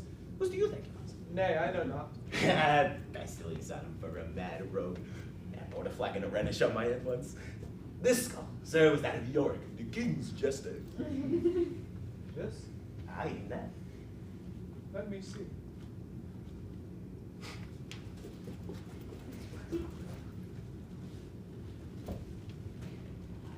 Alas, poor Yorick. I knew him, Horatio. Fellow of infinite jest, of most excellent fancy. Where be your jibes now? Your gambols, your songs, your flashes of merriment that were wont to set the table on a roar. Not one now to mock your own grinning. Quite chapfallen.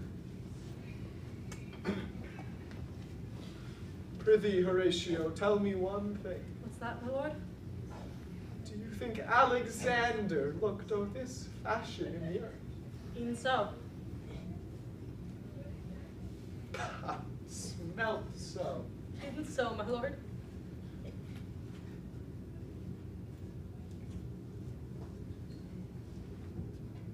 Imperious Caesar, dead and turned to clay, might stop a hole to keep the wind away. Oh, that earth which once kept the world in awe might patch a wall to expel a winter flaw. Soft, but soft, aside, aside. Here comes the king, the queen, the courtiers. Who is this they follow? With such named rights. This doth betoken the corpse they do follow did with a desperate hand fordo its own life. Couch we a while, and mark.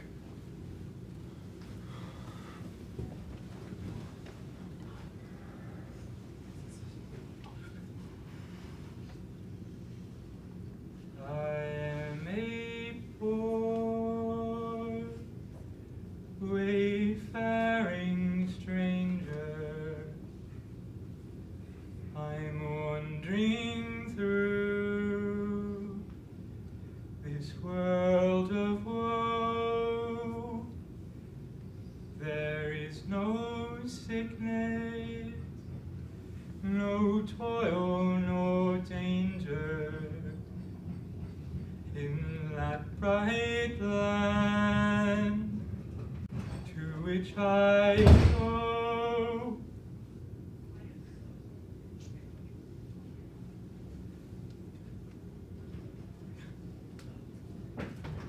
Is there no more to be done? No more be done. We should profane the service of the dead, to sing a requiem to her as to these parted souls. Lay her in the earth then, and from her fair and unpolluted flesh make violet spring. I tell you, churlish priest, the ministering angel shall my sister be, while thou liest howling. What? The fair Ophelia.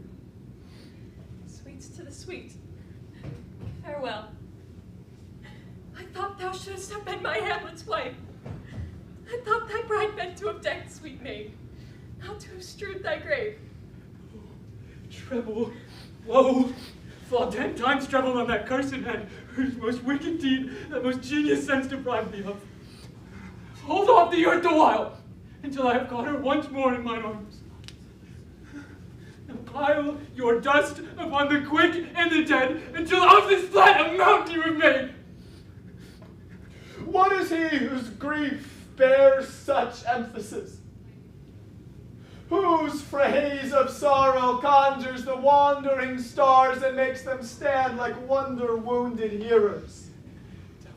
Take thy soul! Oh, thou prayest not well! I prithee take thy hands from my throat, for though I am not splendid and rash, yet I have something in me which let thou lie in fear. Hold up thy hands! Pluck them asunder! Hamlet! Hamlet, sit quiet, my lord! I will fight with him on this theme until my eyelids no longer wag. Oh, my son, what thief? I loved Ophelia! 40,000 brothers could not with all their quantity of love make up my sum. Show me what thou wilt do. Oh, he is mad, Laertes. For love of God, forbear him! Swoon! Show me what thou wilt do! Wouldst weep? Wouldst fight? Wouldst fast? Wouldst tear thyself, drink up easel, eat a crocodile? I'll do it! Dost thou come here to whine? To outface me with leaping in her grave? Be buried quick with her, and so will I. Nay, and thou wilt rant, I'll mouth as well as thou. This is mere madness, and for a while the fit will work on him, anon, as patient as the female dove, when that her golden couplets are disclosed, his silence will sit drooping.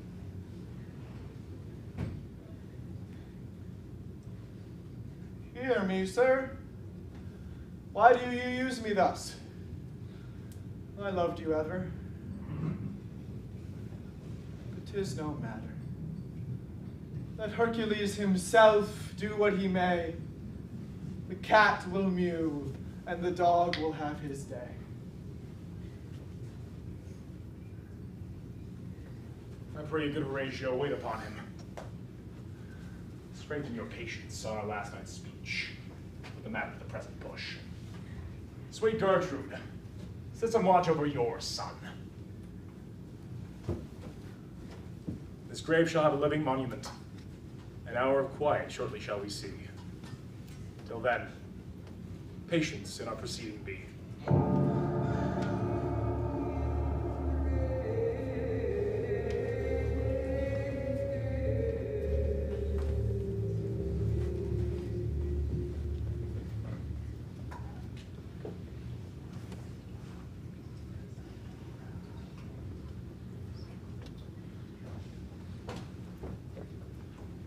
I am sorry, good Horatio, that to Laertes I forgot myself. For in the image of my cause I see the portraiture of his. I'll court his favors. Sure, the bravery of his grief did put me into a towering passion. Peace! Who comes here? Your lordship is right welcome back to Denmark. I humbly thank you, sir. Sweet lord, if your lordship were at leisure, I should impart a thing to you from his majesty. I will receive it with all due diligence of spirit. Put your bonnet to its right use, sir.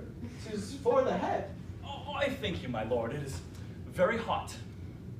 Oh, believe me, it is very cold. The wind is northerly. An indifferent cold, my lord, indeed. And yet, methinks, it is very hot and sultry for my complexion. Exceedingly so, my lord. It is very sultry, as 'twere. I cannot tell you how.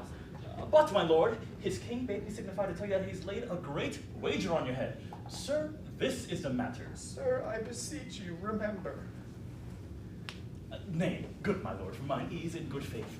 Sir, here is newly come to court Laertes.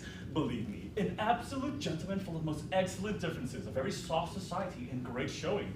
Indeed, to speak fittingly of him, he is a card or calendar of gentry, for you shall find in him the continent of what part a gentleman might see. Your definement suffers no perdition in him, and yet to divvy him inventorily would dizzy the arithmetic of memory, and yet but yaw neither in respect of his quick sail. Your lordship speaks most infallibly of him. It's not possible to understand in another tongue. You will do it, sir. Really. What imports the nomination of the gentleman? Of Laertes. Oh, his purse is empty already. All his golden words are spent. Of him, sir. I know you were not ignorant. I would you did, sir. And yet, in faith, if you did, it would not well approve of me. Well, sir. I know you were not ignorant of what excellence Laertes is. I dare not confess that, lest I should compare with him in excellence. And yet, to know a man well were to know himself. Well, sir. I mean, sir, for his weapon. But in the imputation laid on him by others, in his meed, he's unfellowed. The king, sir, hath laid then in a dozen passes between yourself and him. He shall not exceed you 3 hits. The king hath laid on 12 for 9. It would come to immediate trial if your lordship would vouchsafe the answer. How if I answer no? I mean, sir, the opposition of your person in trial.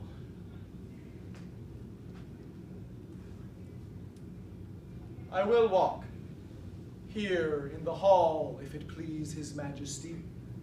'Tis the breathing time of day for me. Let the foils be brought, the gentleman willing, and the king hold his purpose. I will win for him if I can. If not, I will gain nothing but my shame and the odd hits. Shall I redeliver you in tow? To this effect, sir, after whatever flourish your nature will. I commend my duty to your lordship. Yours?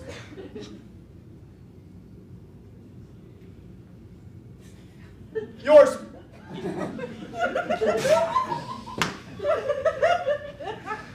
Oh, he does well to commend it himself, for there are no tongue else for his turn. This lapwing runs away with the shell on his head. The king and queen and all are coming down. In happy time.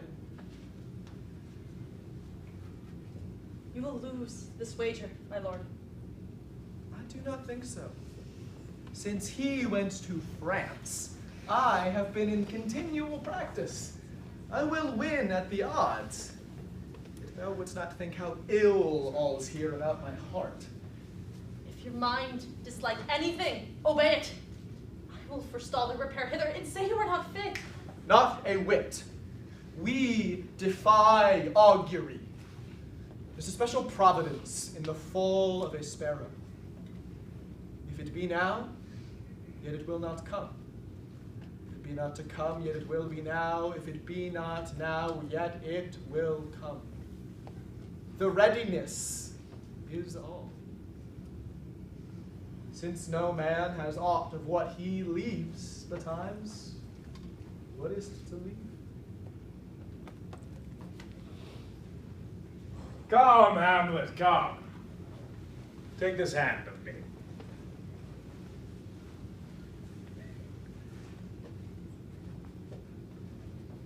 Give me your pardon, sir, for I have done you wrong.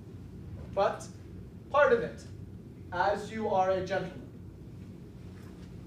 This presence knows, and you needs must have heard, how I am punished with sore distraction. What I have done, that might your nature, honor, and exception roughly awake, I here proclaim was madness. Wast Hamlet wrong, Laertes? Never Hamlet. If Hamlet from himself be ta'en away, when he is not himself does wrong Laertes, then Hamlet does it not, Hamlet denies it. If it be so, who does it then? His madness. If it be so, Hamlet is of the faction wronged, his madness is poor Hamlet's enemy. Sir, let my disclaiming in this audience from a purposed evil free me so far in your thoughts that I have shot my arrow over the house and hit my brother. I am satisfied in nature, whose motive in this case should stir me most to my revenge. But in my terms of honor I stand aloof, will no reconcilement, till by some elder masters of known honor, my voice precedent of peace to keep my name on board. But until that time, I do receive your offered love like love. Will not wrong it. I will embrace it freely, and will this brother's wager frankly play. Bring us the foils. Come on. Come, one for me.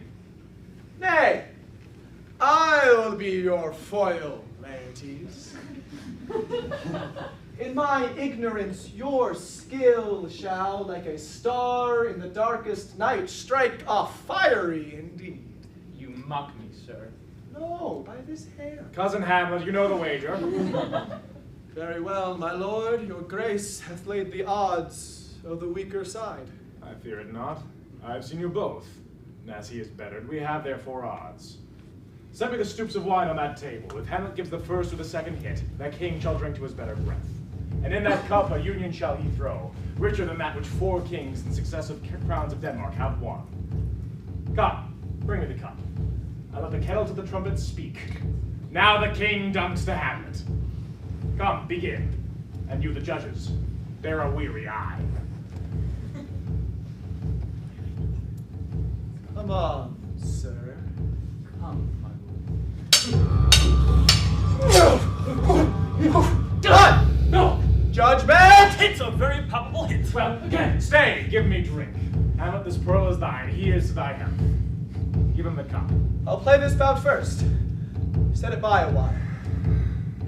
Come.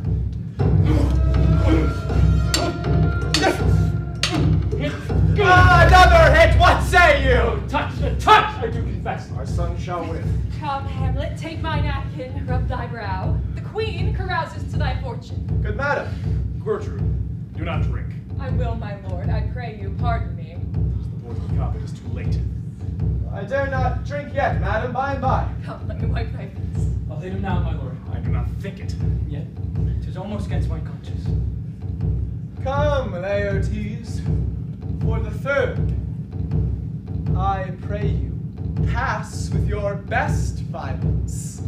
I am afeard you make a wanton of me. Say you so. Come on! Nothing either way. I'm on you now!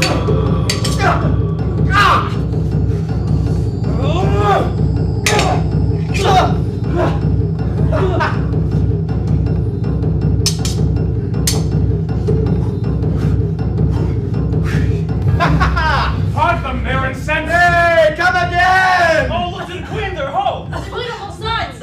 How is it, my lord? How is it, Laertes? Oh, like a woodcock to mine own spring, Osric. I am justly killed with mine own treachery. How does the queen? She swoons to see them bleed. No! No! The drink! Oh, my dear Hamlet! The drink! I'm poisoned! Oh, villainy! Ho! Let the doors be locked. Treachery, seek it out. Hamlet! It is here, Hamlet. Thou art slain. In thee there is not half an hour of life. No medicine in the world could do thee. The treacherous instrument, invaded and envenomed, is in thy hand. Lo, it has turned its foul practice unto me. Here I lie, never to rise again. Thy mother is poisoned. I can do no more. The king! The king's to blame! The point. Envenomed too. Then venom to thy wound! But defend me, friends! I'm but hurt! Here, thou incestuous, murderous, damned dame, drink off this potion. Is thy union here? Follow my mother!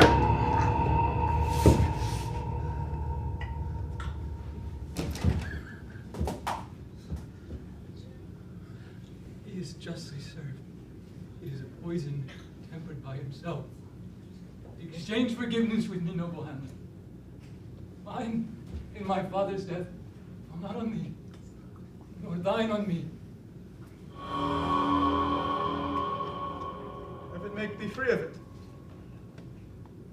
I will follow thee. I am dead, Horatio. Wretched queen, adieu. You, who look pale and tremble at this chance, who are but mutes or audiences to this act, had I but time, as this foul sergeant death is strict in his arrest, oh, I could tell you, but let it be.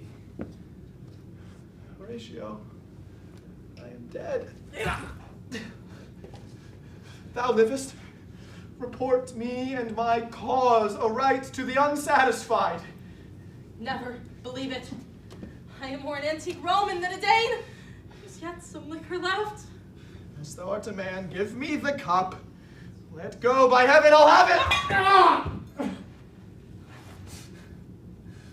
Oh, good Horatio, what a wounded name, thing standing thus unknown shall live behind me. If ever thou didst hold me in thy heart, absent thee from felicity a while, and in this harsh world draw thy breath in pain to tell my story. Oh, I die, Horatio. The potent poison quite o'erthrows my spirit. The rest is silence. Now cracks the noble heart. Good night, sweet prince, and flights of angels sing thee to thy rest.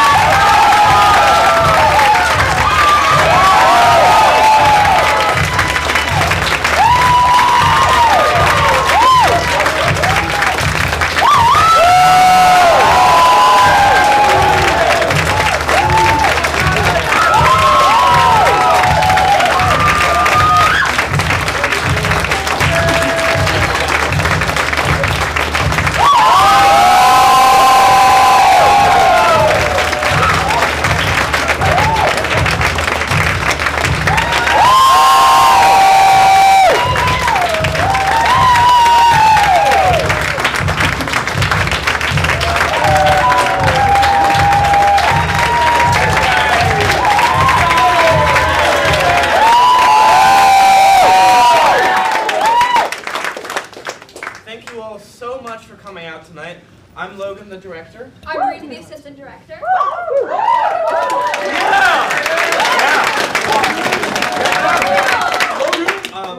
Everything you've just seen tonight has been supported by generous